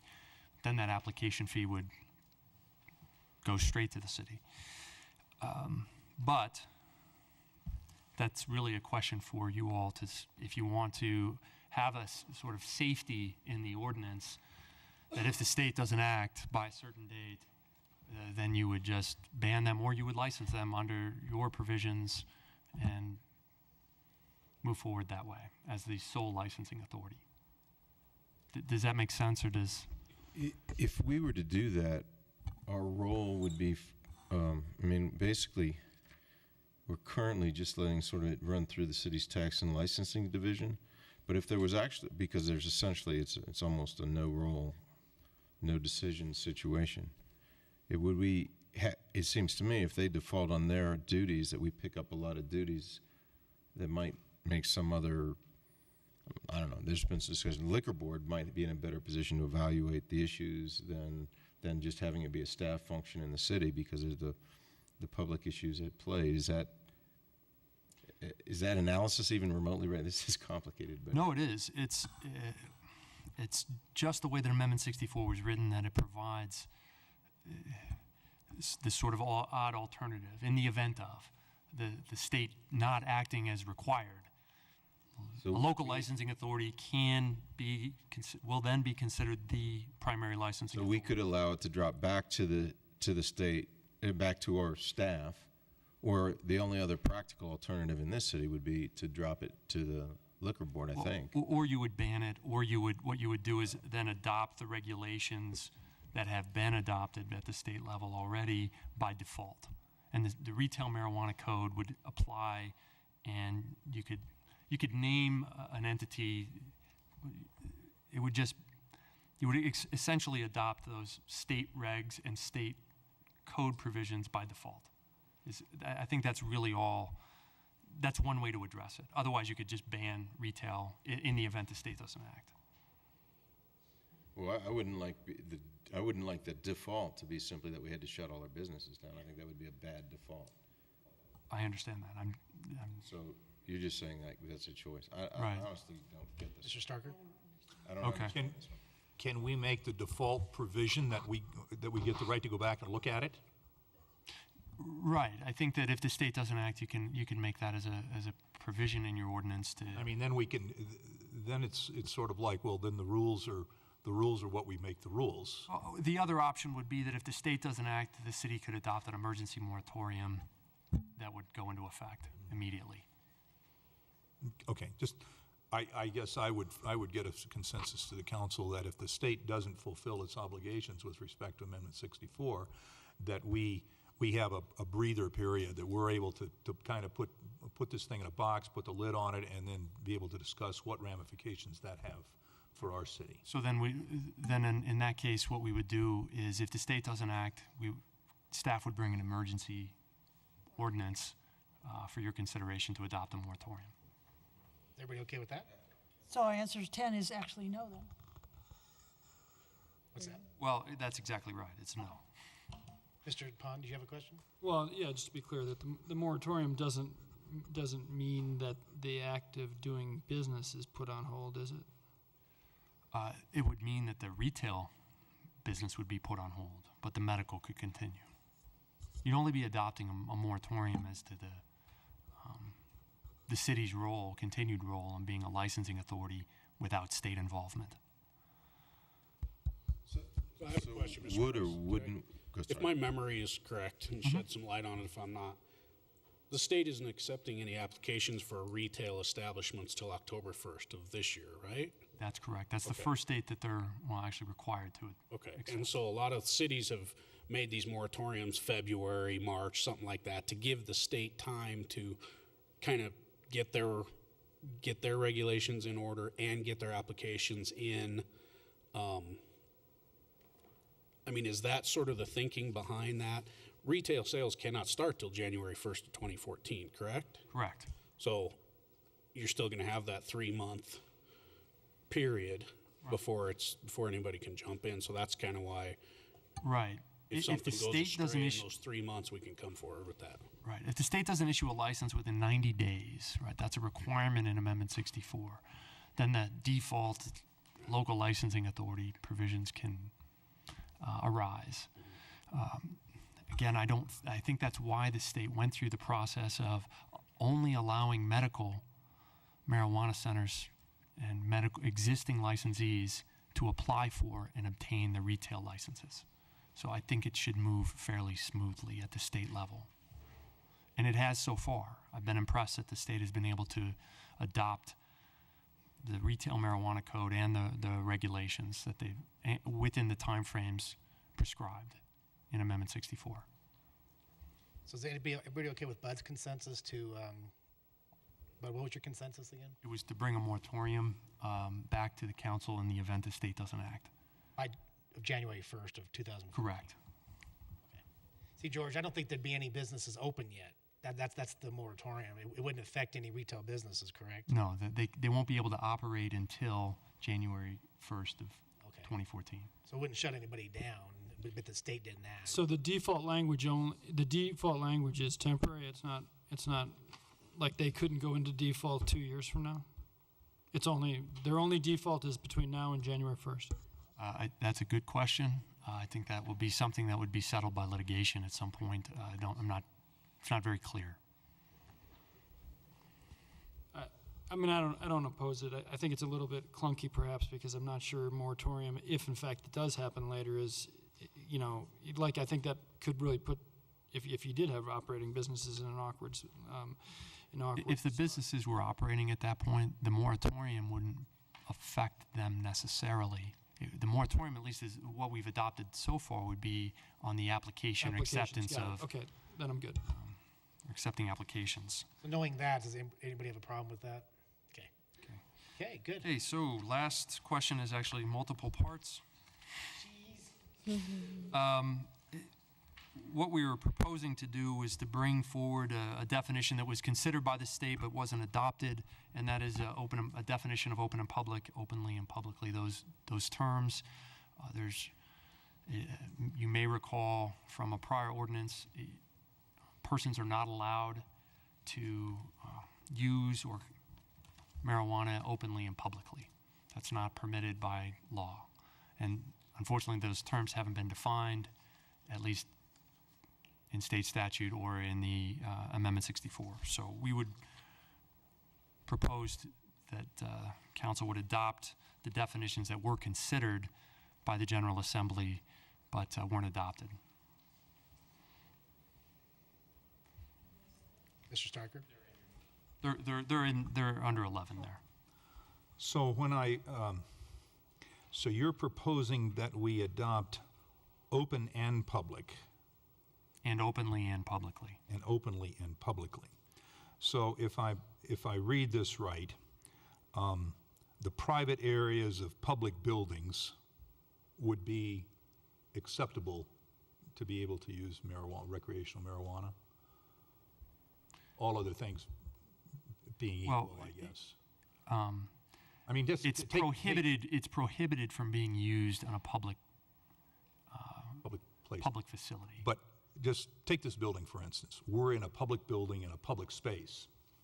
But when we go to the projection booth, for instance, that's a private space in a public building.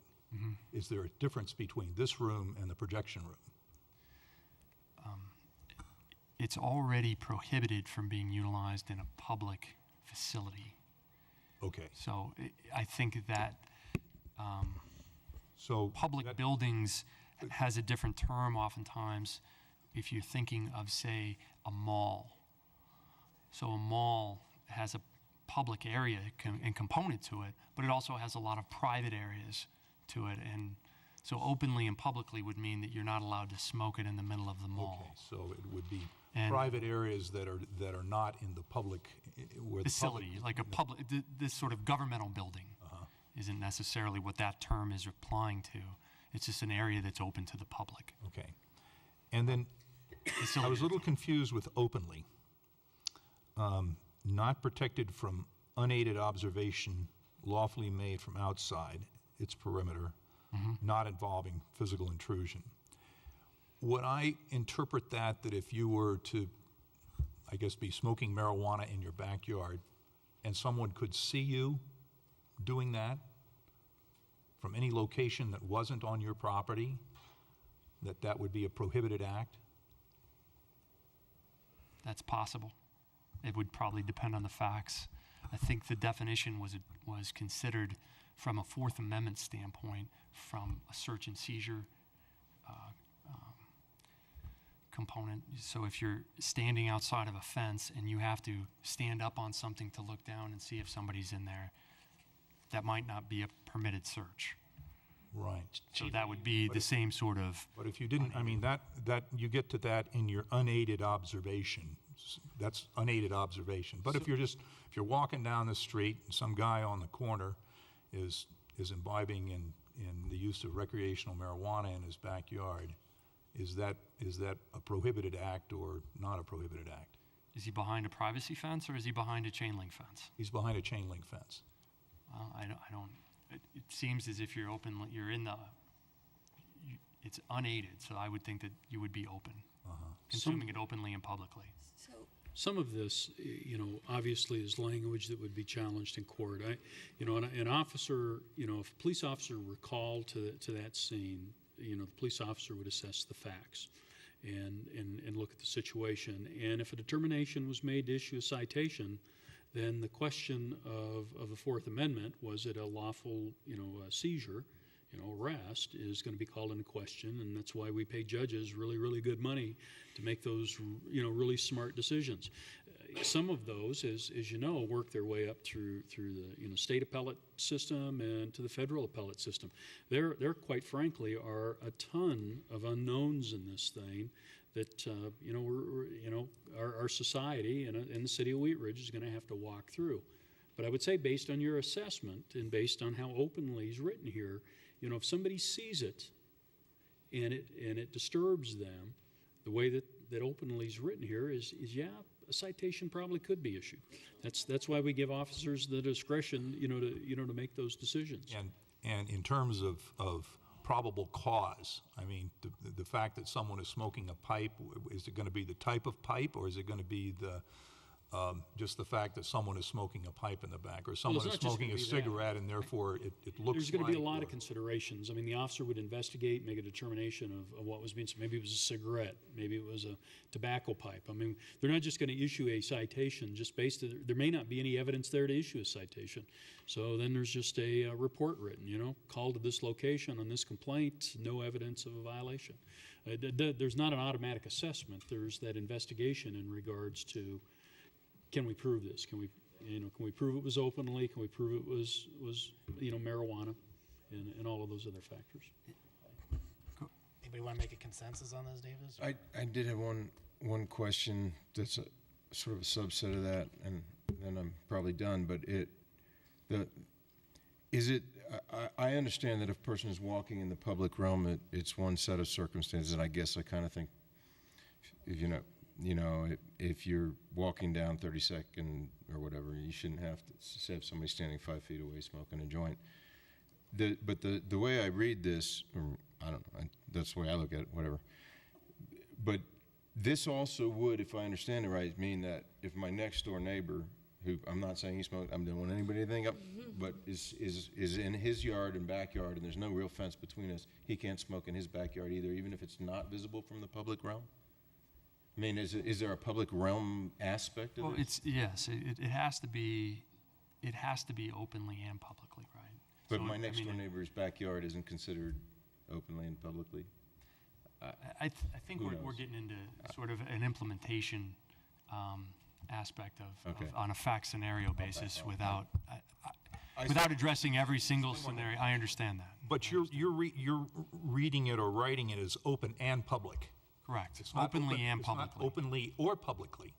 It's openly and publicly. And so it has to meet both of those criteria, that it's open and it's public. Correct. Oh, I see. So it probably might flunk the public test, who knows? So the question is, do you want to follow these definitions, or do you want to have our police department come up with some different definition, or the city attorney, or Christie? I agree with the publicly. I question the openly, only because, not that I really care, because it's not going to apply to me, but I think it does draw the question of if you can see. I mean, I have 6-foot privacy fences, and just because my neighbor sits a little higher than me, they can see over it. So I just think you're imposing on, again, it kind of goes back to infringing on people's rights in my own home. And so if the openly applies to that, then I don't agree with openly, because I think what people do in their yards, if my neighbor doesn't like looking at it, then they need to quit looking. So I struggle with openly if it kind of is in the explanation that Bud used, or if it's my neighbors looking over because they're a little higher than me, and I have 6-foot fences, and they choose to look over my fence, and it's easy. They don't even have to climb over it. So I struggle with openly in that manner. So if that means openly, I think we should remove openly and just keep the public. That's a good point. George? This is somewhat aside, but maybe related to this, and I'm sorry, I'm ignorant of this. Is there anything in the amendment that contemplates like smoking lounges or because openly and publicly, like even if we say that, I'm not sure how that defines or doesn't define a place, an establishment where you can go and smoke. Yeah, it is. It is my last question. But the public smokehouse component is somewhat addressed at the state level. The Clean Indoor Air Act would apply. Now, an outside patio, it wouldn't apply. But So can the council just say to look at the word public and take out the word open, and just say it's when it's public? Openly. I guess, to sort of answer Christie's thing, I don't have a problem with it if it's open and public. I think if both of those criteria need to be satisfied, your neighbor looking into your yard is not looking at a public space, as I would take it. So those two conditions are not satisfied. Otherwise, yeah, I would have a problem. But as long as the requirements are to be open and public, I think that safeguards the privacy rights that we enjoy. Okay. Yeah, because. Okay. I do have a question.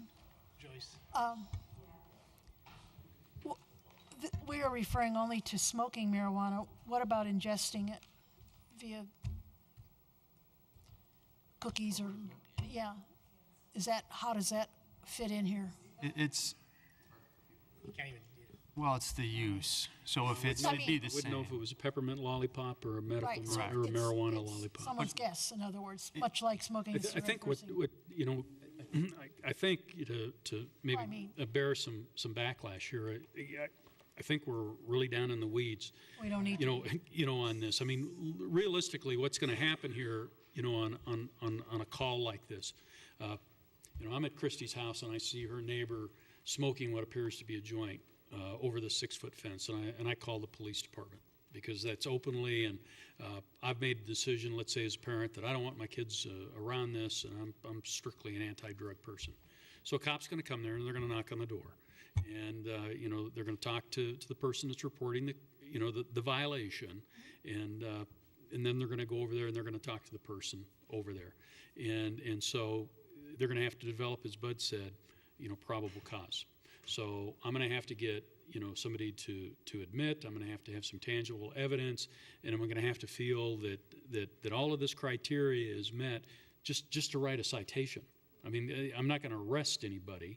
I'm not going to slap cuffs on anybody and take them to jail. I'm going to write them a citation just like we write people citations for, traffic tickets and speeding tickets and those kinds of things. If I think I have probable cause, or weeds and those kinds of things. If I think I have the probable cause, and that's the really tough, egg to crack on this thing is because there's a lot to prove all of these components here. Now, if you take this out, and that's you have the ability to do that. If you take that out, and we get called to a situation maybe that's more egregious than somebody just smoking a joint, then we've really got nothing to use as an enforcement piece. And as I said earlier in this discussion, there is a ton of stuff here that really is going to have to work its way through our legal system, to be determined and to be decided. And really, the discussion we're having tonight is a discussion that most city councils have elected to just put a moratorium on until the state even gets around to adopting stuff. So, my counsel on this, might be to on some of this, as opposed to just taking it out, might be to wait and let's see what other, communities are doing, and let's get a sense from the legal realm of what's going on, because we're really not going to be able to enforce a lot of this, anyway right now. Because there's not any definite. I mean, the state's opted out on defining this, and I mean, we've got some criteria I think that works pretty well. If you want to take openly out, take it out. But remember, for everything that's really down here that you can think about that might be a situation where we wouldn't want somebody taking enforcement action, it also takes away our ability and maybe more significant kinds of calls. Not that there's going to be a lot of either, I think. To not have the the tool to use if we need to use it. So just a point of opinion. I think maybe the state statute says it can't be consumed openly and publicly, and we're just defining what those two words mean in Wheat Ridge. So openly and publicly exist in state law, right? The words do, not the definition. They haven't been defined. Right. Correct. I'm willing to give this language a try for a starting point. That's fine. Okay. All three? Yeah. Okay, George, you okay with that? Okay, so that all three, open and public, openly and publicly. Okay, the next issue with subparts. This summer, this year, there have been multiple calls that the police department has responded to, and investigations that the building department has been involved with involving personal cultivation or cultivation by primary caregivers under the medical marijuana amendment. What we're proposing here is some potential changes to the existing code to limit the amount of growing that can take place in a residence or in a residence or attached location. Requirements that people live on site, because there have been a couple of instances where there has been a home, I believe, that was completely, or an apartment, right, that was used as a cultivation facility. And so that we would have those provisions in place to at least be able to have some level of additional enforcement available. Is that accurate? Yeah, we've had both apartments and residences that have been converted into grow facilities, illegal grow facilities, or grow facilities where a medical marijuana patient has been allowed by a doctor's order to have more than the 6 plants. We had one recently where we had 3 medical marijuana patients that had been given permission because the doctor said it was necessary for their medical condition to grow, one to grow 95 plants and the other 2 to grow something like 70 plants per person, and they were using one location to do that.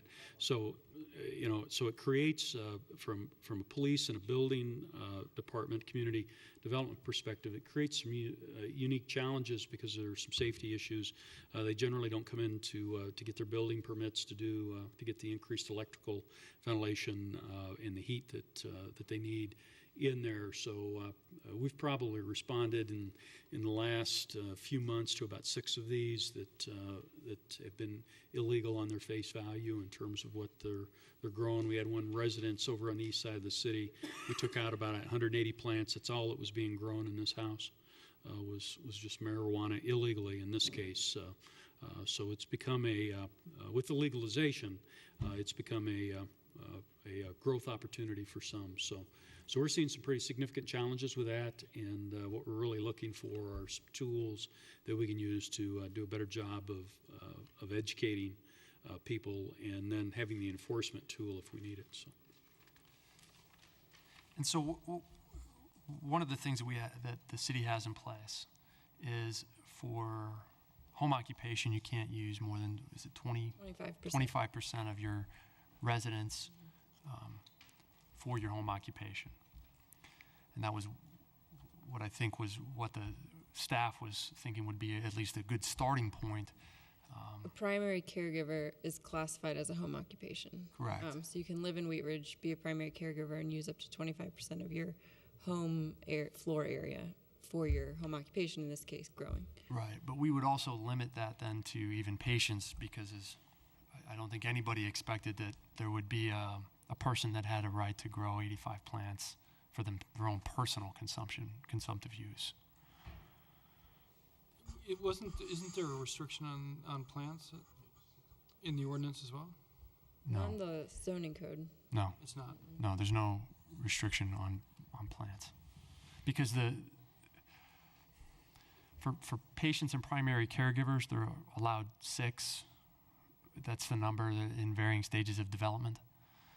But if you get a medical exemption, you can have up to, obviously, 85 or 95, apparently, because that's what the doctor said you need to treat your debilitating medical condition. And if you think, I'm not sure if you know how big these plants get, but 85 plants is a lot of plants. It takes up a lot of square footage. We're not confusing medical marijuana with recreational marijuana now, are we? We're just talking about recreational? No, we're talking about both right now. This is addressing both medical and recreational. I'm sorry that wasn't necessarily clear, but right, that was... all the other issues we talked about tonight were mainly on recreational marijuana. Correct, and this would also, would apply equally to limit anyone from, say, 5 people living together and each of them trying to grow 6 plants for themselves to have, if they had lived in a small location. But Amendment 64 gives an individual the right to have 6 plants. Correct. Okay. Right. So can you limit it to 6 plants for everything? I would be hesitant to adopt a specific plant limitation number. I think it's easier to justify a 25% limitation than it is to go directly in conflict with, say, Amendment 64 or Amendment 20. So the question is, do you want to adopt a 25% grow area within your property, right? Private property? As a limit. So I have a... Ms. Langworthy? What happens if you have 3 people living in a house? Does each person get 25% of the house, or just one 25% of the residents? Evenly? Right, would be limited. Would that be clarified in there? Because I don't want someone to come back. Okay. That would be. No, we are. I think that sounds good. I would, ask the chief what he feels is appropriate as he probably sees all these people that, you know, try and break the rules and bend the rules. And so I would kind of go under his guidance of what he feels most comfortable with. I'd feel most comfortable with just banning all of it, to be quite frank with you, for a lot of different reasons. But, you know, there are a lot of components to this, and you know, that we see. So, I certainly think 25% is a reasonable number to pick. I think it's justifiable legally. I'm talking to Chris and you know, my staff who actually sees it. I just hear about it. You know, at the end of the day, you know, it's something that we think is livable. We can assess it, and if it needs to change one way or the other, we can come back to council with a justification on that. Also, there are some other parts, Chris. I don't know if you were going to talk about the requirement of having the cultivators on premise. Right. We think I think that's really important because it ties a person to that location, and it helps us if we've got somebody that's just buying a rental property and they're just doing the grows on that. And the other two provisions as well, it would certainly be helpful from a PD perspective. So is everybody okay with the 25%, Joyce? You okay with that? Davis, you're good? So that's not plants per square foot, that's growing area per residence. Gotcha. So, right. So now the next question was cultivators?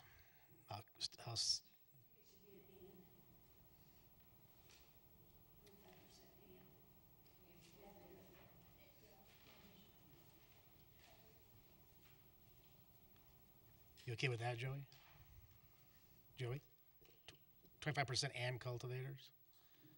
Do we currently require medical marijuana cultivators to live on site? That's what I think that so what we had was, in that one instance, we had 3 individuals who rented out a garage and could grow up to 250 plants or 300 plants or something like that. And so they didn't live on site. They lived in another city, town. They didn't even live in the city of Wheat Ridge. They didn't live close to the location. They were doing major amendments to the structure. You know, they had to bring in an HVAC person and had to run some wiring, and so it's just there was a house that was attached to the garage, or on the same property. It just seems. But the people in the house weren't running the garage. They weren't running the garage. Did we shut that operation down? Thank you. So is everybody okay with that you have to be 25% and cultivators on the property? That what you're getting at? Okay. What else? Live there. Live on the parcel, right.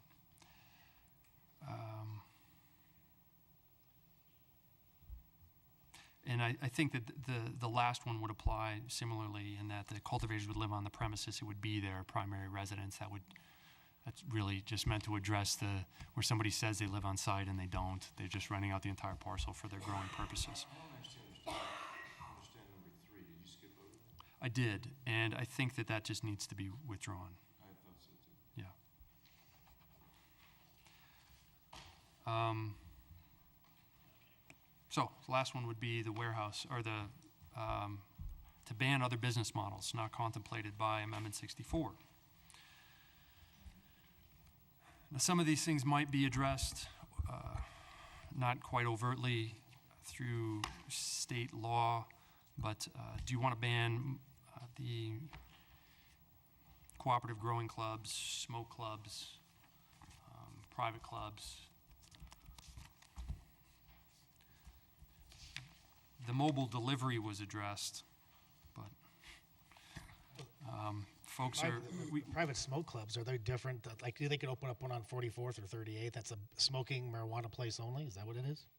That's sort of what I guess would be contemplated, right? I'm okay with anything not contemplated in the... Okay. I'm not going to start guessing what somebody might come up with. The reason that we're asking this is because typically the way the zoning code works is if you're not explicitly listed as a use, then you're either not permitted or we look at similar uses. So like we have social clubs on our list. So is a smoking social club similar to regular social club, or do we just want to make it really clear if you're not clearly listed, then you're not allowed, right? Yeah. Okay. So I guess they say ban everything else. All right. There's one thing that's not on here, and I'm sorry to bring it up. I didn't address it. I didn't, in the regulations, there's something that's contemplated called a warehouse permit. It's not a license. So what a warehouse permit is it allows somebody to obtain a permit from the state to store their however many kilos of marijuana in an off-site location. So would that be something that the city would want to permit or not allow? Okay. Okay, that's. The one thing we didn't, to kind of go back, would be the marijuana testing facilities. That's a good point. And where would those be located? You know, and how would we regulate that? Or, I mean, I assume that would be a facility that doesn't use marijuana. No, there's none that's allowed on site. You can't use it on site. It's only to test exactly. It's just, that's the only purpose. And would we look at the same zoning regulations with respect to that use as we would for marijuana? And that's just to throw out the question, retail or? I haven't considered that as a topic, but I'm not sure if you and Ken discussed Yeah, it we more. hadn't considered that in any great depth, but I think it'd be appropriate. Right now, we're allowing things in C1 and I, not in a planned commercial development, not in a planned industrial development. So it would be the locations that you see on the map. Seems appropriate, similar to what's already permitted in those zone districts. Yes? Yeah, I don't have a problem with it in the same zone districts. I'm not sure, frankly, why buffer zones or other things like that would be applicable. So I'm not sure that it's a perfect translation between the other categories, but maybe I'm missing something. I mean, if it's clearly not a retail facility. I'm not sure. I'm not sure if it's intended to also be buffered, I guess is my question. The 3/4 of a mile buffer would apply between retail establishments.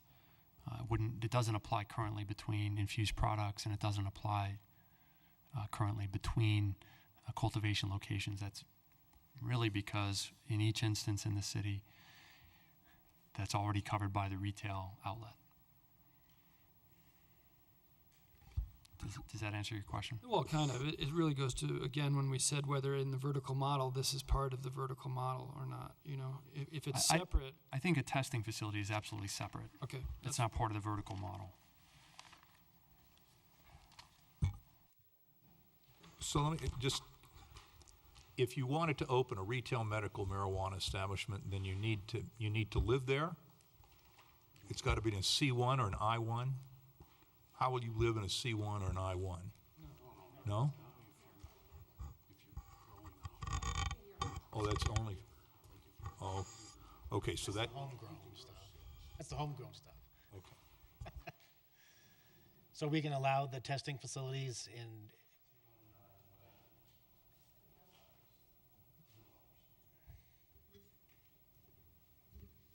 Well, the only buffer you would have would be the buffer from schools.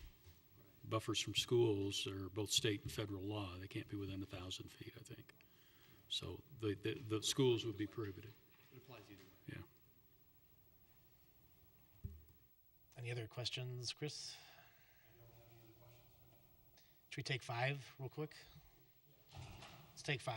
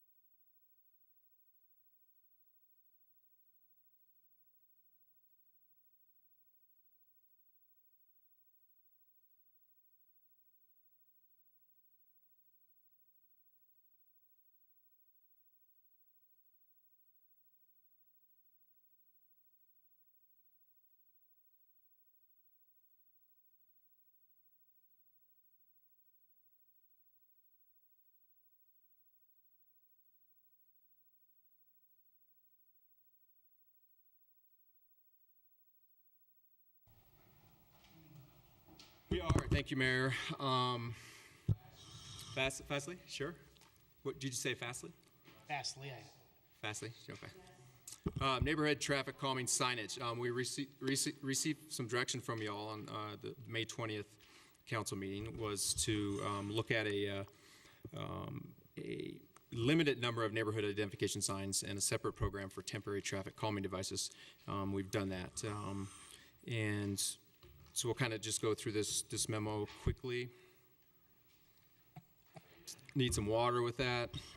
So there's a couple different things you could do with, a couple things you can do with monument signs. They can serve a purpose as neighborhood identification and also traffic calming. So we're looking at both of those. And the picture on the first page is an example of a monument sign in a traffic island, which does act as both traffic calming and neighborhood monument or identification. And then on the second page, you can see that we also contemplated just neighborhood identification or minor entryways is, I think, the direction we got from council at our last meeting, to look at minor entryways into the city to do maybe a smaller city identification monument. So we have a couple different options here. We have pricing, estimated pricing put in place. We have some examples in your attachment of what they could look like, what names would go on the monuments, either street names or subdivision names or just the city's name. We have several maps that show different locations for both some of the traffic calming / neighborhood identification monument signs, and then also the minor entryway signs into the city. So where would you like to start? You all read the memo, so it was, I think, fairly clear. Are we hitting the right direction now? Where you want it to go with this? We have a $100,000 budget this year where we could start implementing or constructing a few of these, and we could phase it in over several years if you'd like. I think an issue that needs to be discussed is what would be the priorities areas. I think we've been getting a lot of complaints and concerns about neighborhood cut-through traffic, and we do have a map, attachment 5, which shows several areas of the city that have been identified either from you all or citizen complaints that we've been getting over the years. And they're primarily in a couple different areas of the city. As you can see, west of Wadsworth, north of 38th, there's a kind of a good chunk of neighborhood cut-through traffic. Also, eastern part of Wheat Ridge on Ames Street, Teller Street are a couple of the different areas where our current priority areas might be. Yes, Bud? What is cut-through traffic?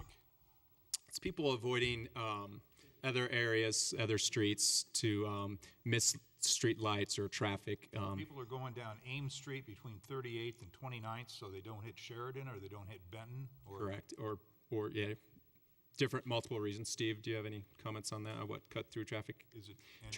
Turn your mic on too, Steve. And it's generated mostly by complaints, or is there a way to measure this? Mostly complaints? Steve, can you turn on your mic, please? Thanks. The Teller situation is actually a little different. There's actually some of the traffic data that we got in the 38th Avenue study showed clear changes in the traffic volume on Teller.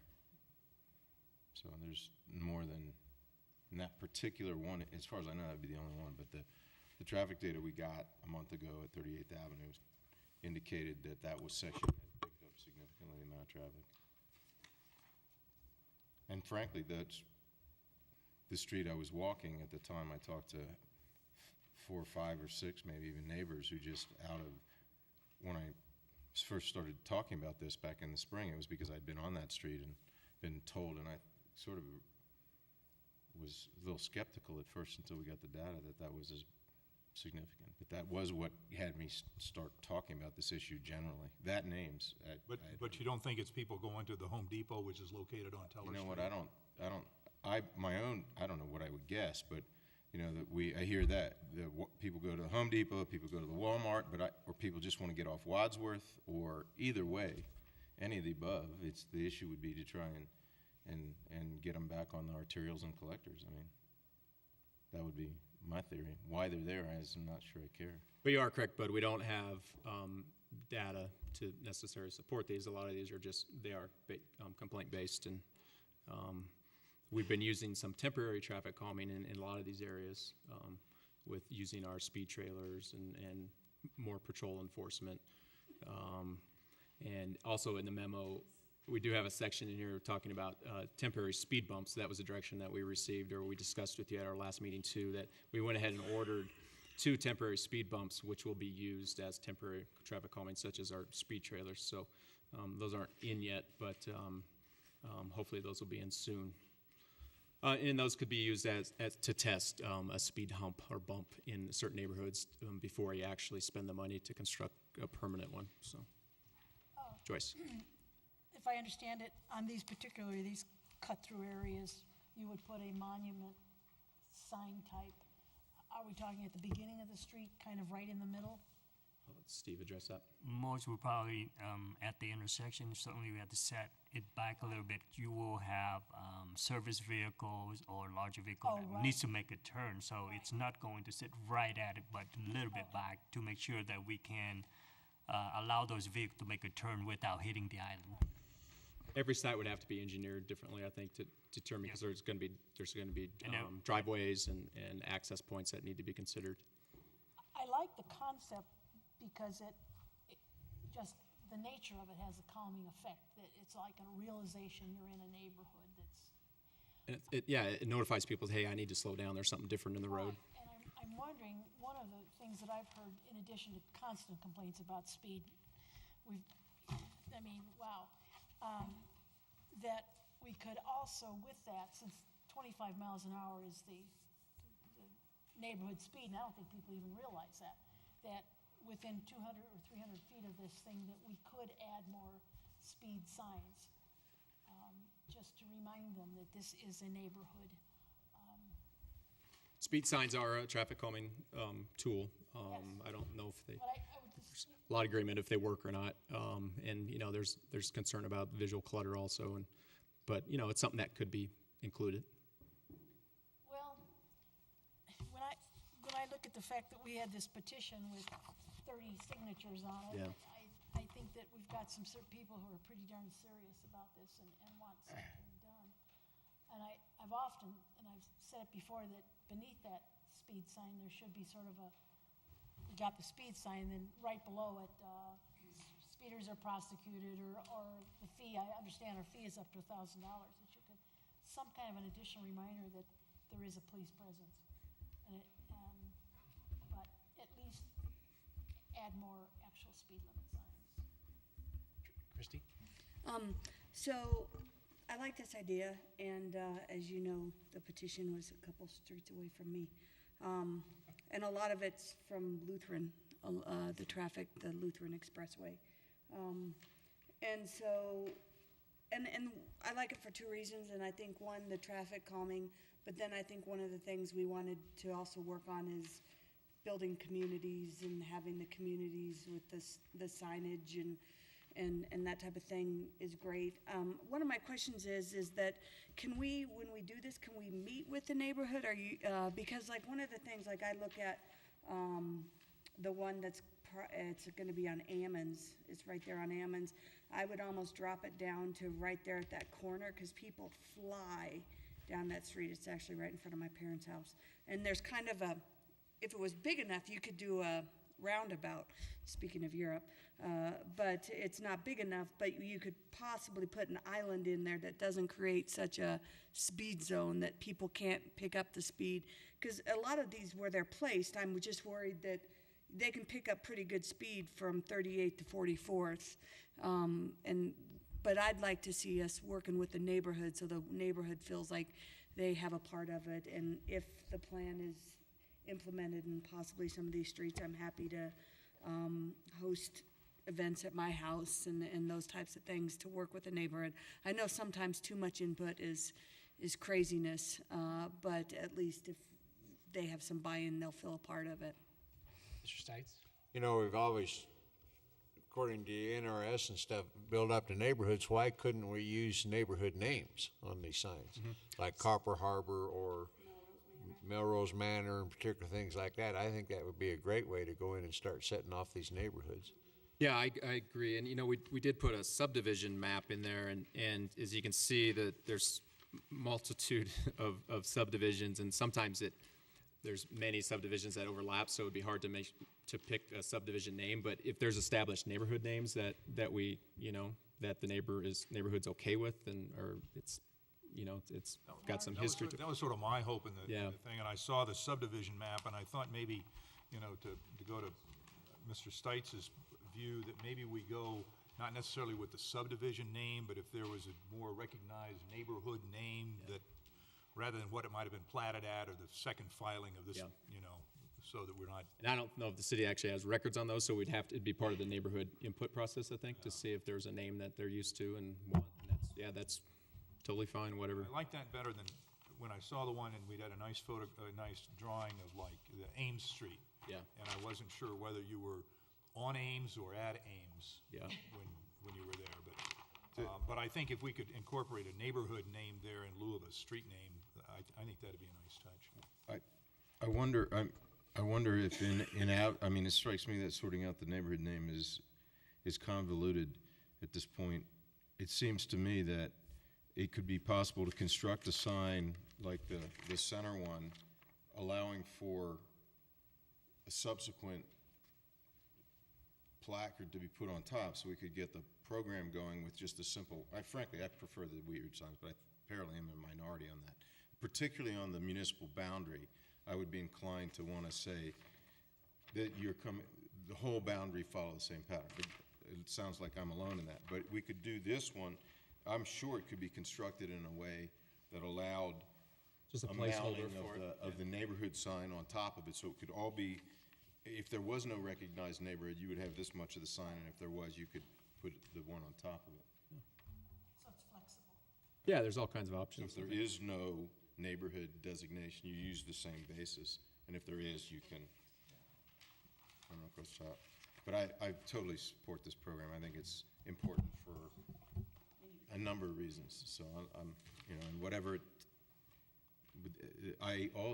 my only comment on the outreach is I think it's critical that you talk to people whose driveway you're going to put one of these things directly in front of, so that they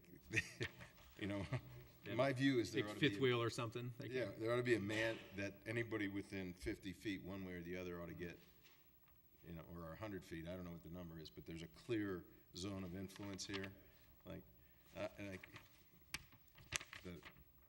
So in addition, Well, they're going to have to be able to allow a plow on each side of it too. Yeah. Snowplow can tell or whatever. The entry signs, I guess that's this one, which is sort of the city perimeter. Yes. Is it the hope on some or all, or at least a few of those, that they become sort of traffic calming in the middle of an island sort of thing, so that? Those we identified as more as a kind of a smaller pillar type monument. Number attachment 8. Yeah, attachment 8, and then also on page 2, kind of an example, just to identify that you're crossing into the city of Wheat Ridge, and we identified maybe 8 locations. There's probably more that we could come up with, but you can see there's also we already have some existing signs in the city, and we've identified possibly 7 sites where we still think we may want to do more of the larger gateway entry signs, such as we have at Kipling, if that's something you still want to look at in the future. If not, if we get direction that if you don't want to do anything that massive anymore, we can reallocate these locations to take that into account. But I think we should leave it in the plan, but I certainly think that it's funding it.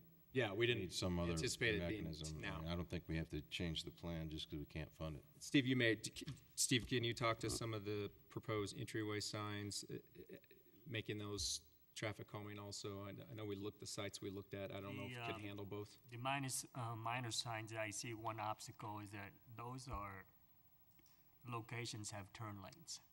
So it would be difficult to put something that is, they serve as a turn lane. And I'm talking about going back 100 feet to the middle of the block or Yeah. or back. But then if it's too far back, it's not too visual from the cross street. But it's visual on the street that you're entering into. Let's Yeah. take 29th, for example. You can't do it right at the intersection because you got a left turn lane or right turn lane. But if you move back where you sort of bell out to make the left turn lane, you've got a natural, you've got a natural area there in the Like middle. a bubble. A little bubble where you go to turn into the left turn lane. You mean off Sheridan? Yeah, off Sheridan, yeah. I would recommend that on a lot of the streets because, I mean, I think if you're traffic calming, people aren't turning corners fast. They're picking up speed down the street. So you'd almost want them a little bit center of the street if you could get away with it. The minor entry sign, I think we can look at further back, but I think back to the neighborhood ID, you want them to see right at intersection. Otherwise, it'll be too late that they already entered the street. Another one, and I'm picking out East Wheat Ridge because that's where I live, but at 26th and Pierce, close to Mr. Reinhardt's house, there's, probably on the northwest corner is probably some right-of-way that we could put a little monument sign. Kitty corner from that is City of Edgewater sign, and I certainly think we could go one-on-one with them on our neighborhood entry signage. And we do have one identified there, but are you saying both traffic calming and then? No, that one would just be just Okay. a small monument sign. Yep. But it's gonna depend upon each particular intersection, whether you've got room to traffic calm Yep. or whether it's just a city or neighborhood entry Yep. identification. So I guess I'm sensing, look at both options, either the pillar type or the median type. Yeah, I think, calming. yeah. If there's Yeah, room. that Okay. they won't all fit, one size won't fit all. But to keep both of them sort of in the program. Okay, we can do that. So it sounds like you want staff to move forward, or Tracy, do you have a question? Well, I see, I see two areas that we're not addressing at all. And it's fine that District 1 and 3 get a lot of attention, but, 1 and 2. 1 and 2, sorry. 1 and 2, but one of them we're not is Miller Street, and there's 2 schools on that street. And people, when they don't want to deal with Kipling because it becomes a mess, they make that right turn at the Taco Bell and go around the dog park and go down Miller past the new Phoenix or whatever, and then blaze down there. And there's no curb, no gutter, and kids ride their bikes on it all the time. And I've seen it. I sometimes do it myself, but I do the speed limit because I don't want to be the one person who hit a kid. But Miller Street does they get a lot. That street, we do receive complaint. I think it is on the map. It's on that map. identified, but it's not, when we're talking about 22 monuments, not one is going up there. I think that's, again, that street, it's on, identified as being, received calls for. However, that street may be too narrow to do what we want to do here. Not by the frontage road. At the frontage road, it's wider, and then it narrows down as it gets to 44th. And we were thinking that street could lend itself to other type of traffic calming devices besides just the neighborhood signs. Okay.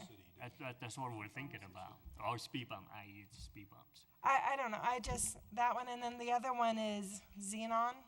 Because people on 44th, they pull down that neighborhood and make the L over to Youngfield because they don't want to Yeah, wait. on there as well. It's one I of those know. streets that is, again, maybe narrow for what we want to do with neighborhood sign ID and could be looked at with other type of traffic calming devices. Okay, then I guess what I'd like to know is there a way we can address that within this? Because otherwise, we're going to put all our money into these 22 and 2 streets that have no sidewalk, no places for people to walk away from cars on, are still running the risk of being hit. There may have been an oversight because on the attachment number 1, it's really from Kipling East. There's nothing, the map doesn't go Kipling West, so maybe there was some. No, they don't have any west. There are a couple, I think Tracy hit a couple of spots that we. It's an outrage. Gotcha. We did point out it's too narrow to do what we want to do with the. I know, but I mean. On behalf of District 1, we want to be treated just sort of fairly. I get it, and I see where I can see where the problems are here. but we're addressing we're putting a lot of money into part of a city, and we're really ignoring where there's two schools. I agree. I agree. I think that there's a need to be balanced in all the districts, and if it's not the right application, I don't have any objection to some of the funds that were specifically identified in this way being used for traffic calming in another part of the city. I think it's got to be someone they need. I mean, and that's great. Just remember that, these 22, we only have 100,000 budgeted this year, so, so we're only doing probably 5 or 6 of these could get done in a year at a time, unless you want to put more money to it. And I have to say that from my standpoint, if you're going to do one in District 1, and there's 2 other people that live in District 1, so I think Teller, that one piece of Teller is getting hammered. George? Yeah, I think one question here really is not only how we're feeling about the progression of this idea, or set of ideas, and how it might be implemented over time, but clearly how and if we're going to spend $100,000 that's budgeted this year. And I think there's a difficult interconnection between those two things because of the the decisions and the priorities that you would have to make, how far along you can really be in the whole design idea of monumentation or traffic calming. And I appreciate the work that's going into this, but clearly there's a lot more design work, frankly, and interpretation and engineering and a lot of other things that would need to be, to really kind of understand how you would do it. And I'm not sure that we've really answered that question, how we're going to move forward. I do certainly see, my neighborhood's been cut off on half of the maps here. It's outrageous, but and I think so. I think it's. Isn't your old district a bunch of suburban dead-end streets that with roundabout? Yeah, so there's no problem. Is that what you're saying? Yeah.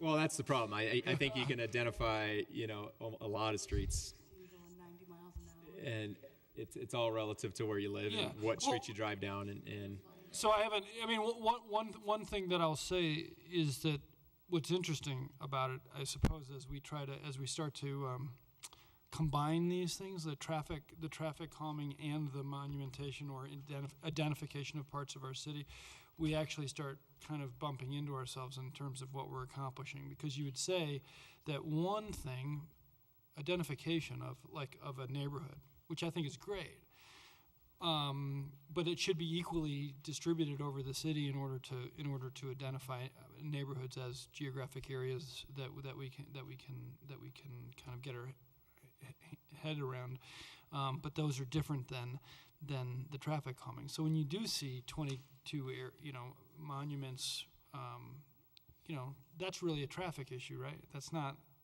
an identification. No, issue. the primary goal is, as I understood it, was to deal with traffic calming in that area. Yes, in those areas. In those areas. But then also look at some intermediate limited neighborhood identification and entryway signage, which we did. There is a recommendation from staff to look at, based on priority, based on traffic counts on the major adjacent streets to the areas where we're seeing some of the traffic problems. Maybe those come first, where the most traffic is, because that's probably where you're getting most of the cut-through traffic then through your neighborhoods. We could look at a number of different ways of allocating the resources across the city also. Can you also take a look at Miller and Xenon? Yeah, and I think we could throw those in there too. Maybe not these traffic calming, but speed bumps or something. Yep. That's the max, we think. A range anywhere between, well, that's with the contingencies. So minimum 10,000-ish could be up to 15,000. I think the more we do at a time, the more savings we could realize because of economies of scale too. So if you're doing 10 at once, you hire a contractor, he's going to give you a cheaper price, hopefully. Yeah. But yeah, just to be clear though on this, the subdivision entry signs at 15,000 with contingency, those are monuments and not traffic calming? No, they're both. That's what, okay, again, I think it raises a question of how to deploy this, because in some cases you would be over identifying an area that you may not need to. But I guess the question, and I apologize because maybe I got lost in some of these details, is whether or not in fact there is a proposed way to spend $100,000. If there's a what, I'm sorry? A proposed way to spend $100,000. No, not exactly. We were waiting for more direction, based on, if you want to pick priority areas of the community based on traffic counts. I can tell you some neighborhoods, when we had the traffic calming before, didn't even want these.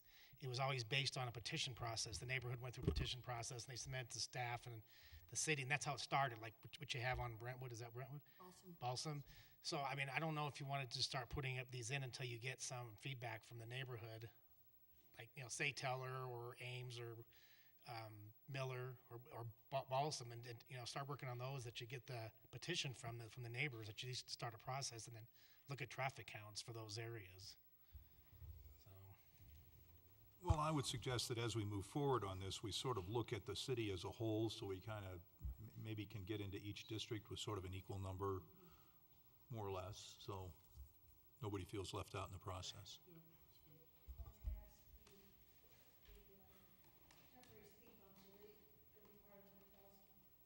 No, those were purchased separately, I believe.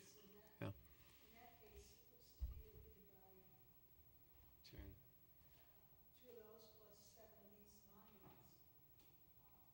No, those have been purchased already, the temporary speed bumps, so we could potentially do maybe 10 of these.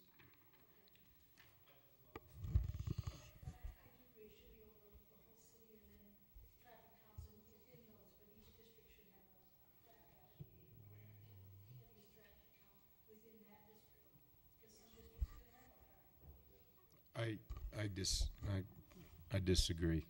I'd like to see if there's a consensus for council to pick the 5 critical locations for 2 ends, to get 10 monuments in the places that we know there are problems, in a format where the final design would come back to us in the next 60 days, and we could try and do some work this year. So is there a consensus to move forward to actually doing some work? I mean, you could do a systematic study, but I think this is a case where I'm going to argue that the best shouldn't be the enemy of the good, and that we should move forward with a good program here, subject to some outreach to the people on the particular blocks that we designate, and the agreement that they have, and consensus on design. Before I say I'm okay with that, a couple of questions. Within that time period that Davis is laying out, can we actually procure this work and get it in place in the budget cycle? We have money budgeted this year. I know. Oh, can we get it done this year? Well, what are we, 1st of August? That's why I'm asking the question. I'm just saying, because you're raising a fair thing, but it's like. David said to get it back, bring a design back in 60 days, I believe, and then construct it after that. So if we have a. So 60 days from now is. 30 days. Yeah, I would ask for quicker time. But he never. I'm being, Can we get it? You can build it, but I guess my point is the end of this year isn't the end of just because we can't get it done by December 15th. That's fine. This kind of work can be done as fast as possible too. Okay. I don't think this is a wait to spring type of construction. No, I get that. I'm not talking. I think the work can be done in December. It's a matter of getting to the point of being ready to, design and procure the work and yeah, if we want to take it out, if we want to bring an outside designer in, we're going to have to do the procurement process and do a bid and get a designer, unless it's Steve. Do we have on-call designers for this type of work? I'm not sure. But there is a process. Yeah. Yeah. Who did this? That was in-house, yeah. It'd have to be engineered, right? Can't you say, can you build There's this? an engineer. Yeah. There's a line and grade piece of it, but I don't, Mike, do you have something? Oh, yeah, I was just going to say, in order to kick off the program, George and I would offer District 3 to have the first money being spent. That's right. Well, But I do think, though, that there's got to be some type of process for this. You know, you hate red tape and particular things like that, but I think there should be at least one neighborhood meeting. Yeah. You think a formal meeting as opposed to working with like I didn't think the survey, the petition was, you I think think a even where they petition did the would be petition, they fine. should have to have a neighborhood meeting? There's a petition, they had everyone sign it. Yeah, I never got one in my packet. I saw one laying It around. was, I got that in my mailbox. Oh. But I've Very signed good. it, so. So if they get that, Mike, you still think we should have a meeting? Well, I do, because I think you need to inform the people What they're going to get. what they're gonna get. Or not. And if they don't like something like this, do you want to open it up and say, they might say, well, no, we want speed bumps, or we want something different, or we want landscaping. Do you want to? Okay, I don't disagree, Mike, I'm just. But I do think you should meet with the neighbors to make It sure that, almost you know. seems like if there's a complaint, and this is kind of how it happened here, if there's a complaint, sorry, did I cut you off? No, I was done. If there's a complaint, then she made a complaint, and then she was kind of like, I've had enough. She did a petition, and then from there, then we could have a neighborhood meeting, talk about what they're looking for, what we're able to do, and then kind of move forward. As far as a process, because you'd hate to have a neighborhood meeting, waste all you guys' time if you know people are like, no, this was her crazy idea, I don't want that, Yeah. So, All right. you'd almost want at least a petition to initiate the neighborhood meeting or something. That's what they used to in my have, opinion. yeah. You had to get like 75% of the people on the street to Yeah. sign it. Well, but I think before we get into that, I think we need to get, not SketchUp, I think SketchUp is fine for us to talk about concepts and what signs are, but I think we need to get a sign designer, so we've got a good, some good show and tell stuff, and we have to do, on particular locations, we need to be able to show in a reasonable scale, where it goes in the street or off the street, or, how it's gonna look. I think, Steve, correct me if I'm wrong, but I would imagine that we're gonna need to have some, some professional art help to kind of get it going. You could do the engineering, but I don't know about the aesthetics. I think we need to have nice-looking signs at the end of the day. So we had a consensus by Davis. What was that? Sounds like it failed.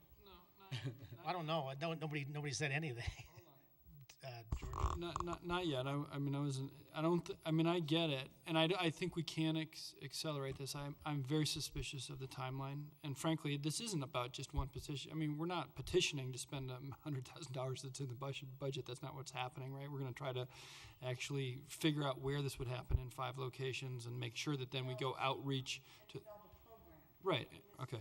So I'm suspicious of the time. That's one thing. It seems like a tight time frame.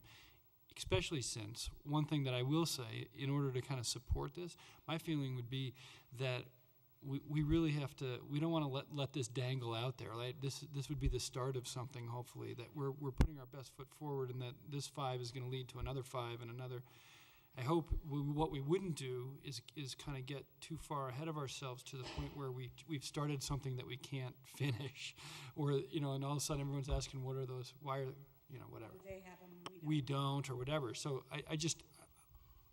I support trying to be expedient about this and do the right thing. I just feel like that we'd have to really get behind that and support the communication on that. And I'm just curious. Let me try again. There's a consensus for staff to bring forward a process to us to approve in the next 30 days for how to move forward, and that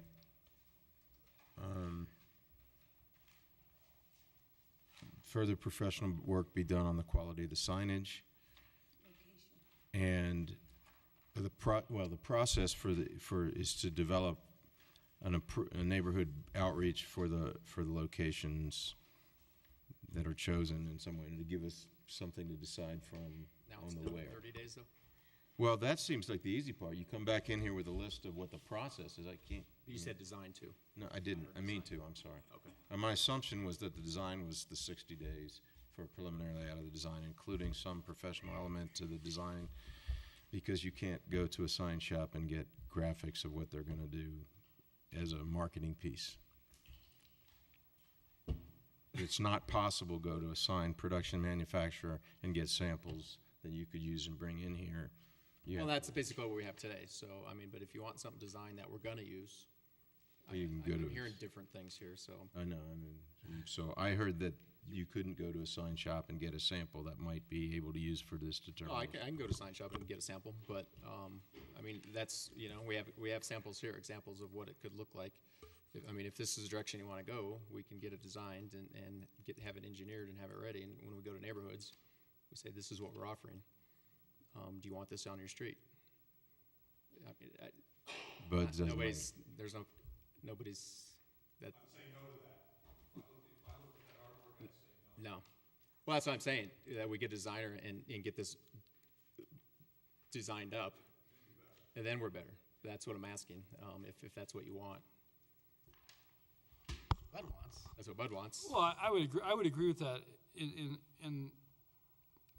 And again, I guess I would say from a process standpoint, or what I hear Davis asking for is, can you put a package together that satisfies some of the, you know, maybe the different things that you're hearing, and shows a way to get it executed in this year. Yeah, just a plan to execute. A plan to execute, including, you know, and part of that plan, I think that you're hearing from this side is that there's a little more design work that needs to be done on the graphics of it, but you would put that in your plan, saying, okay, this is what if we did this, we could execute it.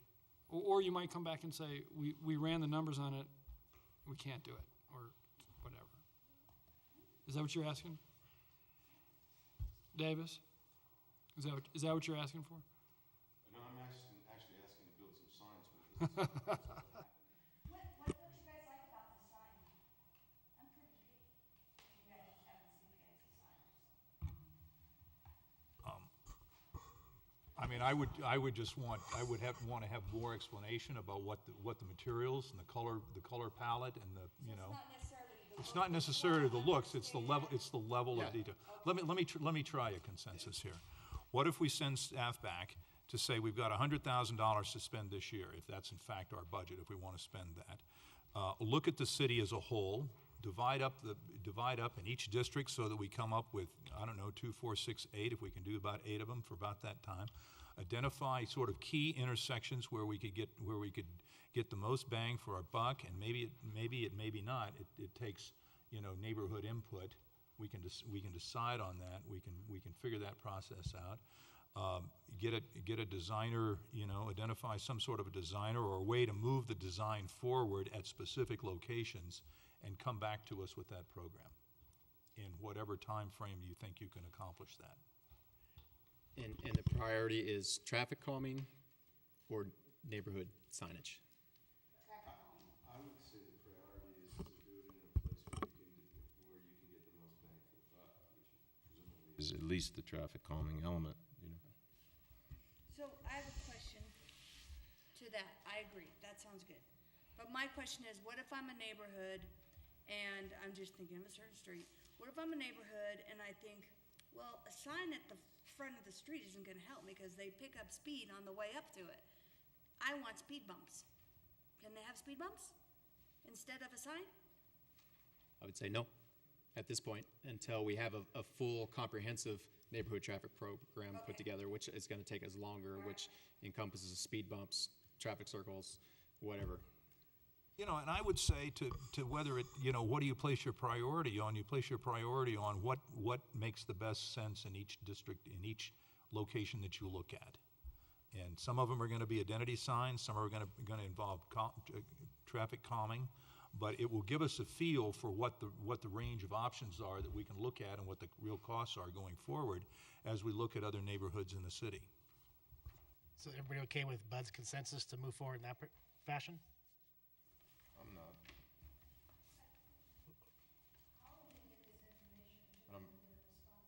Get out of the way. We're gonna bring it back to you at another station.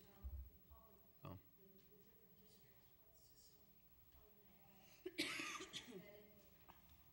From the residents, that we would put that in the plan on how we would do that. We would have neighborhood meetings. We'd give you suggestions on how that's handled. That's part of the consensus, right? You know, I think when you figure out the location and figure out what neighborhoods it impacts, that will drive an understanding about how we should reach out to the public to get the public input on that. The only thing that I hate to open it up again, but Tracy made a valid point about some streets that maybe just want the speed bumps, even though they said no, but Miller and Xenon really do need a speed bump rather than a traffic calming island because of the size of the road. Can that be included in this package? I think Bud said you leave the options open, right? And we pick out several locations in each district and whatever works best on that street. Okay. We bring that back. That's more fair. Is that what I heard? think that's more fair. That sounds good. I'd like to go on record as not liking speed bumps, though. No, I'm serious. When we talk about traffic calming devices, I think speed bumps are a bad way to go. Okay, so anybody okay with that consensus? All right. Mr. Mayor, could you have Mr. Goff read what he's going to do in that consensus? Kind of regurgitate back what Mr. What I heard was to bring back a plan to spend the $100,000 that's budgeted this year I got shaking head over there. To implement a traffic calming neighborhood monument sign program consistently throughout the city in each district, and leave options open on what type of traffic calming. And a process. And a process for neighborhood outreach. And don't bring back final design at this point, or would you want this? If you want it if you want it designed, or by our next meeting, we're going to have to hire a designer and get it designed. Is that something you want done, or do you want more input on what it looks like?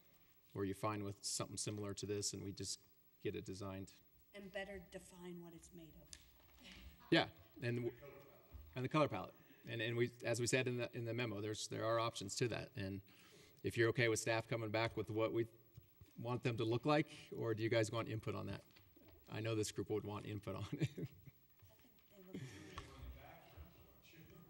Well, yeah, but But I think this is the right direction. Just give us some more definition of what it's made of. Melrose Manor Okay. can be the fifth one. All right. Is that what I heard? Okay. Item 4 is sales tax ballot question. Yes.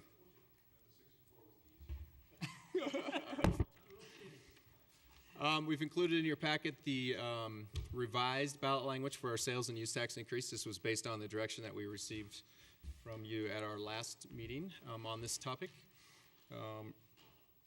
If you read it, you can see we took all your considerations into account. One note: I did change the 6 million to 6.3 million, as Mr. Dahl mentioned that we should make sure that you really have a good estimate in there, because if you do raise more than that, you potentially have to give it back, right? So we want to make sure that we have a conservative or a liberal number in there, I guess that would be.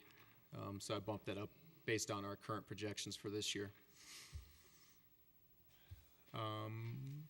What else? We moved the 1% up to the top with the total dollar amount. So we moved those both in the first paragraph. We changed the bulleted points to reflect the language that you all suggested. And those were the changes.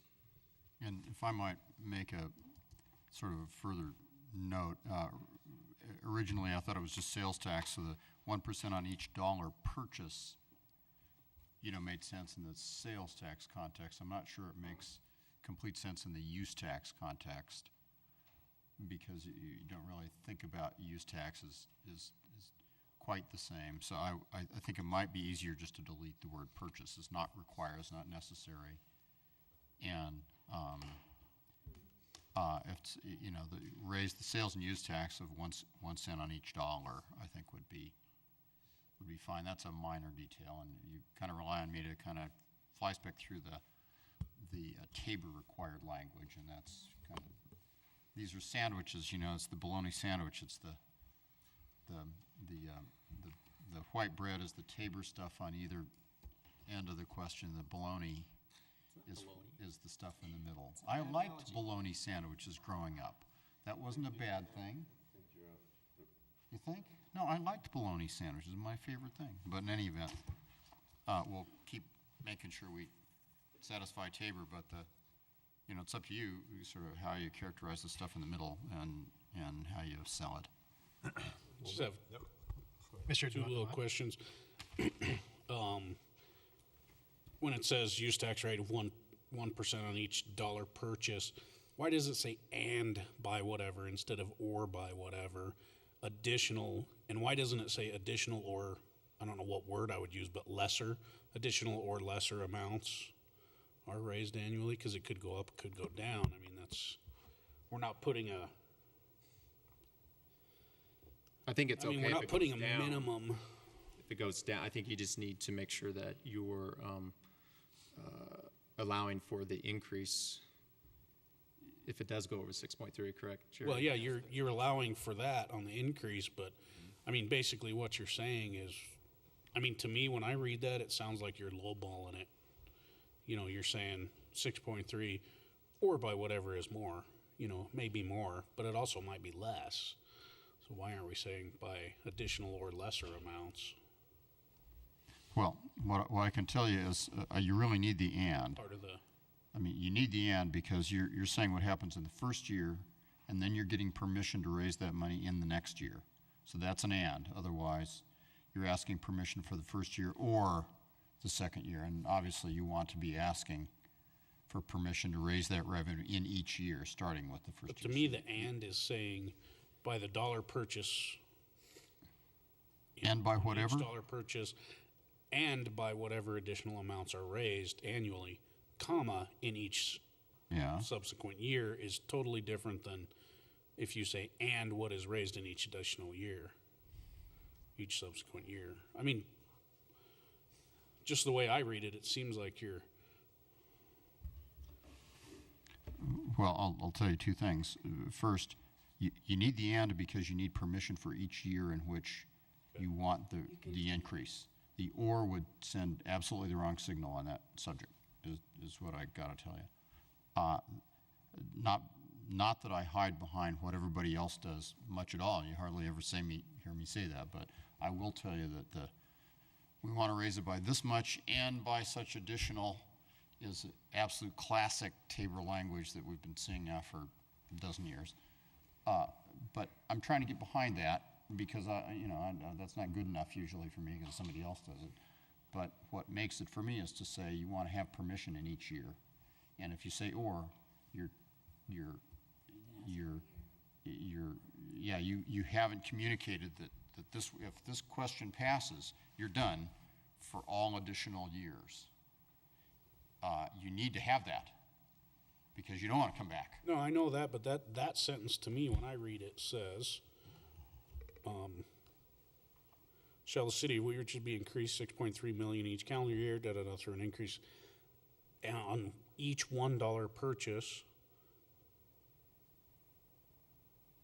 or by whatever additional amounts are raised annually, and in each subsequent year. I mean, it's saying two different things. Shall it be raised $6.3 million or by whatever additional amounts are raised, and shall it be allowed in each additional subsequent year? I mean, that last phrase is meant to stay together. It's not, you're looking at it separately. The and by whatever additional amounts doesn't go with 2014 year.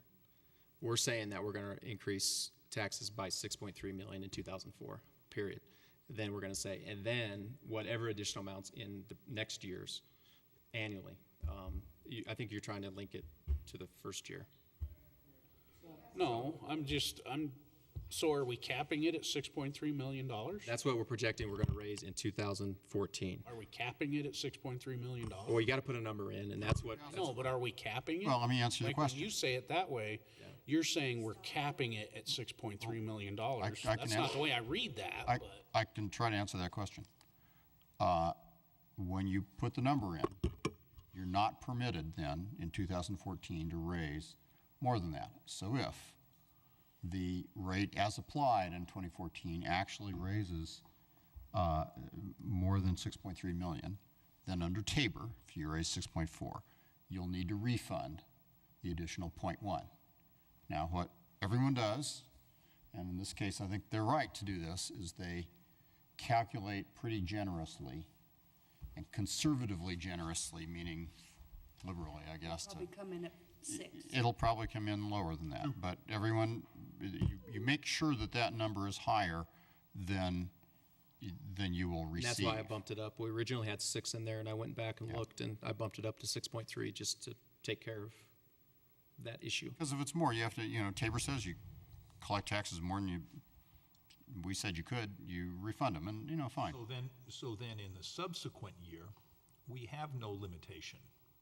That's correct, by whatever additional amounts. And by whatever additional amounts. Right, so as things grow, as sales tax rates grow, et cetera, then you're covered. Sales tax revenues grow. Yes, revenues, sorry. You're very well said. Then you're covered.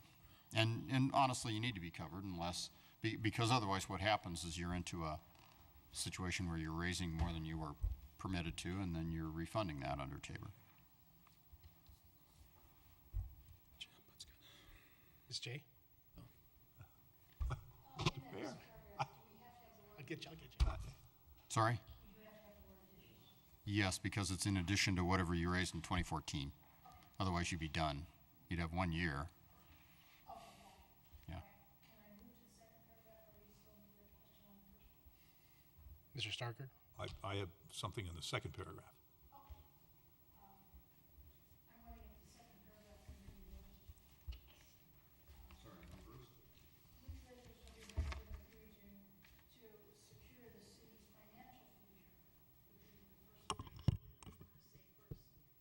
Yeah, you have flexibility in this paragraph. You can say whatever you want.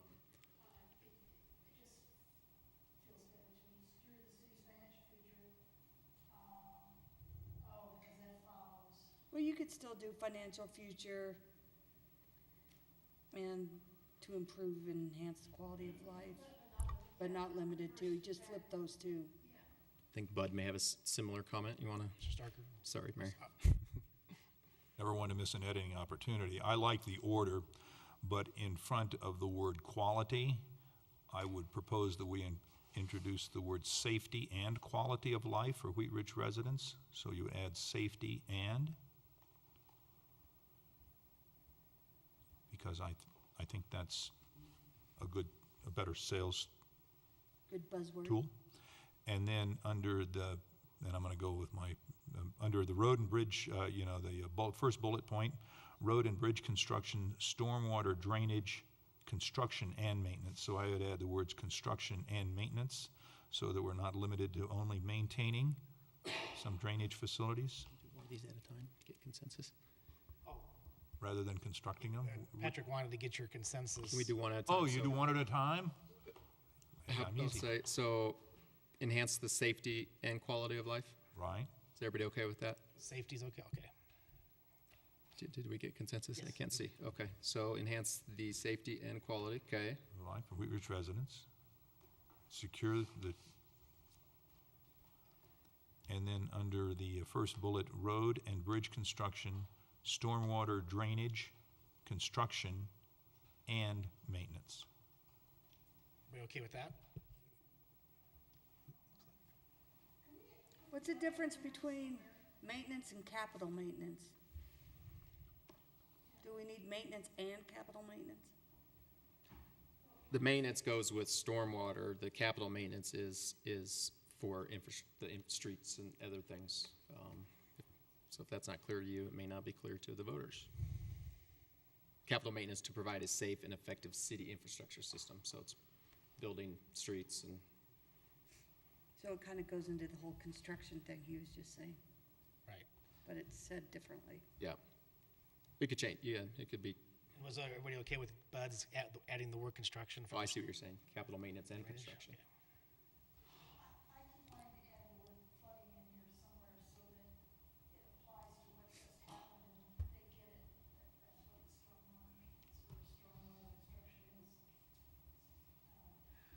Flood prevention. We're going to need a whole page for the ballot. Flood control, maybe. Floods happen, and then we. Could you finish the one consensus first before you go on to another one? Yeah, they were okay with both of Bud's. So this is the third one. Okay. Did we get the second one? Everybody was okay with, yep. Flood control is, Jerry's makes a legitimate point, that we help prevent floods. We've got those kind of powers.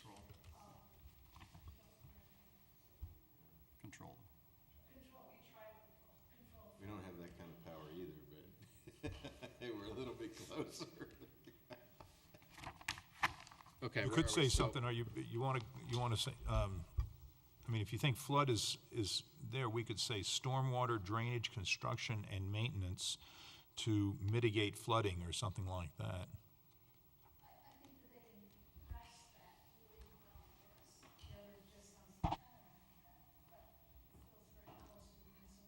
Okay, stormwater drainage and construction, stormwater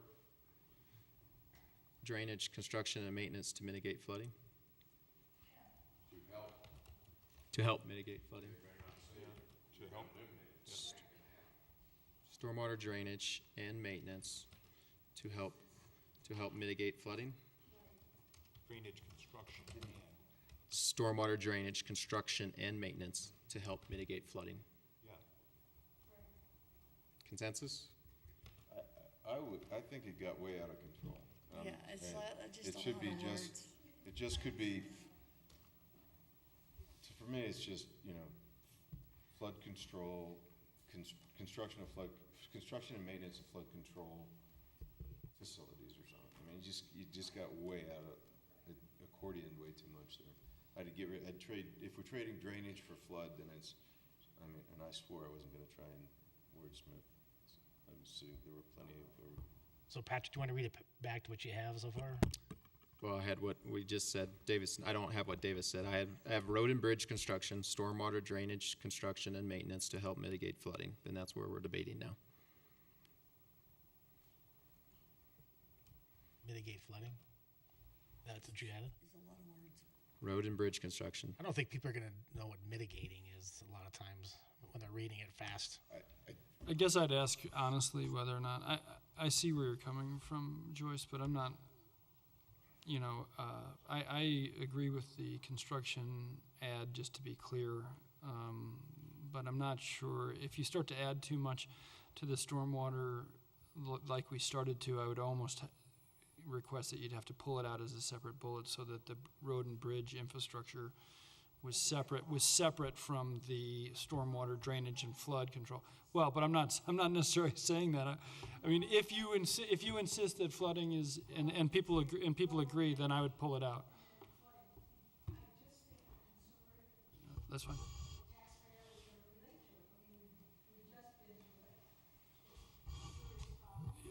That's fine. I can't because this is my language of my profession. So I can't react to it. And I think you also have to remember too, the question isn't what's gonna convince the person or sell the person. It's how you convince the voter before they even get to the question.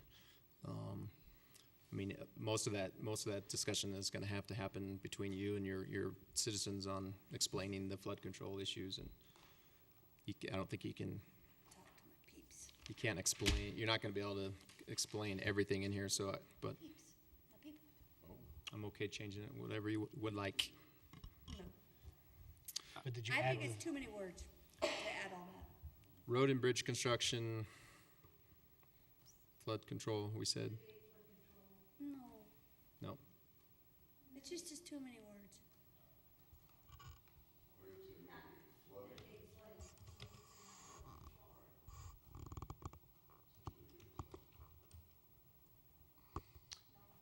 So what do you have right I now? think Again? Starker's our best Yep. editor in the crew. So road and bridge construction, stormwater drainage construction, and construction and maintenance. Maintenance, and then we go to I didn't get a smile out of it. and capital maintenance to provide a safe and effective city infrastructure system. Drainage is still covered in there, right? Yeah. Investing in And at least it says stormwater, so there's a buzzword there. When I hear stormwater, I think Drainage. flood. investing in our No, because my peeps are voting yes. investing in our capital projects that support the business growth of our community. Yeah. And resource improvements for more efficient government operations and public safety. I wouldn't even have it there. Okay. I Others? scratched that bullet personally, but I think I'm a minority of one. Well, resource, I kind of agree. The resource question? I think we were talking about investments, investments in technology or other things to provide it more efficient. You're just gonna hire more people Gotcha. and To me, spend money. That's government to spending. that says bonuses for the city manager. That's fluff. Yeah. So we got these three, said scratch it. George? I think I can see the reason perhaps to scratch it only to simplify things, but not because we don't need this. So if you don't mind scratching it, but then spending the money on it later, well, that's fine. I'm just saying, like, the reason to put this in is to be transparent that we intend to spend money along these lines. You still could. You could scratch it. I would still say personally that we intend to spend money along these lines. We're just not telling you. So, if it's not clear, if it's... Well, frankly, in my opinion, is that this is really about the first two bullet points. Yeah, I mean, that's why I'm in this game, is primarily because... No, I get that. I get that. But that doesn't... I mean, I think there's other things down the road that we will have conversations regardless down the road about things like this. And they weren't people, but like whether it's equipment or other things, we will do this. And I think if it's okay, if that's farther down the road and we're really going to focus on the first two bullet points and we don't feel the need to say this one, I would agree with that. I think it's in there because there's an intention that someday, maybe not next year, but someday we're going to actually... We intend to spend money on those things whether we get the sales tax increase or not. Mr. Starker? I had one more edit on bullet point number 3. Got rid of bullet. And if it still exists, and I would go with resource improvements for public safety and more efficient government operations. So I would put public safety ahead of more efficient government operations. Resource improvements for a... I want to see if there's a consensus to get rid of bullet point number 3. All in favor of getting rid of bullet point 3? 1, 2, 3, 4. 1, 2, 3, 4. Joyce said yes, and then Mike, and I'll say yes too. To get rid of it. All right, but when you sell this to people, it's $6.3 million. Are you going to tell them that you're really going to spend in that first year $6 million on 2 bullet points? Yeah. That's a lot of stuff. All right. Well, no, that's all I'm going to say is if you're going to ask, because that's what we heard at our meeting, at our district meeting. They're hearing, you want to raise all this money, that's fine. I'm not opposed to it. I'm just kind of thinking of what I've already heard from some people, and they're thinking that's a lot of money, and they might want to have a few more reasons why we're spending it. I'm good with if it going away. That's fine. Well, you remember what, Tracy, one of the stats we gave him is like we're like almost $6 million behind. Oh no, I know. On road maintenance right now, so. But 1 year would bring that up, and I mean, again, it's fine. Bring it up to minimum standards. Yeah. No, I'm well aware of all, I mean, and vehicles are another whole issue, but we don't talk about vehicles in here. I said it'll bring it up to minimum standards. Yes, So it's I know, not but just, improving our city, it's just bare minimum. but there's gonna be people who will complain and say that I guess I'm playing devil's advocate. I'm not saying I agree. When we go knocking on doors, we're gonna have to be able to say that, 100%, those 2 are great, and we could probably spend 5 years just on those 2, or whatever, because they are going to play devil's advocate to us when we're out knocking on doors. Yeah, the consensus was to take it out though. So it took it out. It was 4, and I voted to take it out. You and I agreed on something. So if this is the direction, if we're done editing, based on the schedule we had in the memo, we can still do this by ordinance, which requires a first and second reading, but Mr. Dahl looked into this further, and we can actually do it by resolution if you want to push out your final decision-making on the final language. So if we did ordinance on first reading, if you want to have it more public and off the dais, you're going to have to do a first reading and a second reading. It'll be on TV twice that way. If you do a resolution, it's just once, obviously. If we do ordinance, we have to do the first reading on the 12th, second reading on the 26th. If we do a resolution, we can just wait to the 26th, or we could do it on the 12th. Put it out there. Let's start. Let's see what happens. Do you care if it's resolution or ordinance? Doesn't really matter. Well, the ordinance, you get 2 shots on. You have 2 shots off the dais, and you can discuss it twice. It's fine. And then I guess, are we gonna meet or create a separate group to come up with some kind of plan of marketing this and? I would highly recommend it. Yeah, we're gonna have to talk, Outside of our we're gonna have to role talk about that, that's right. Yes. No, but we can pull together some groups. I mean, that's still the plan that will. Okay, we'll bring it back as an ordinance. First reading will be on August 12th. Thank you. Any other, okay, so that's elected officials matters? Anything? I just have a quick one, and super quick. So Healing Waters does a food fair, essentially giving out fresh fruits and vegetables to low and moderate income or low income families. And they don't have enough help to do the fair. That's this Friday. So if anybody would be interested in coming to the Healing Waters, it starts at 7:30. It goes until about 11:30, but you don't have to do the whole thing. You could just, if you want to come for an hour and a half in the morning and help out, or an hour and a half at the end and hand out, they would be more than happy to have any of it. But you should know where that's at. 29th. 6474.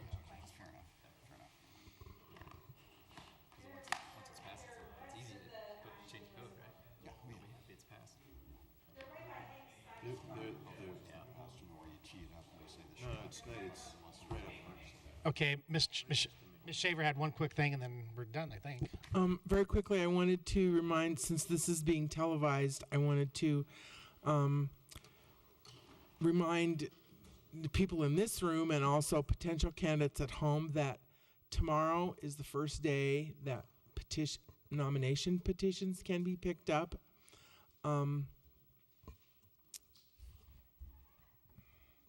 They'll be available in the city clerk's office at 8 a.m. tomorrow. And the very last thing I wanted to remind everyone is that municipal elections are nonpartisan, and I would put it to each of you, your individual integrity to abide by that. That's all I have to say. Any other questions?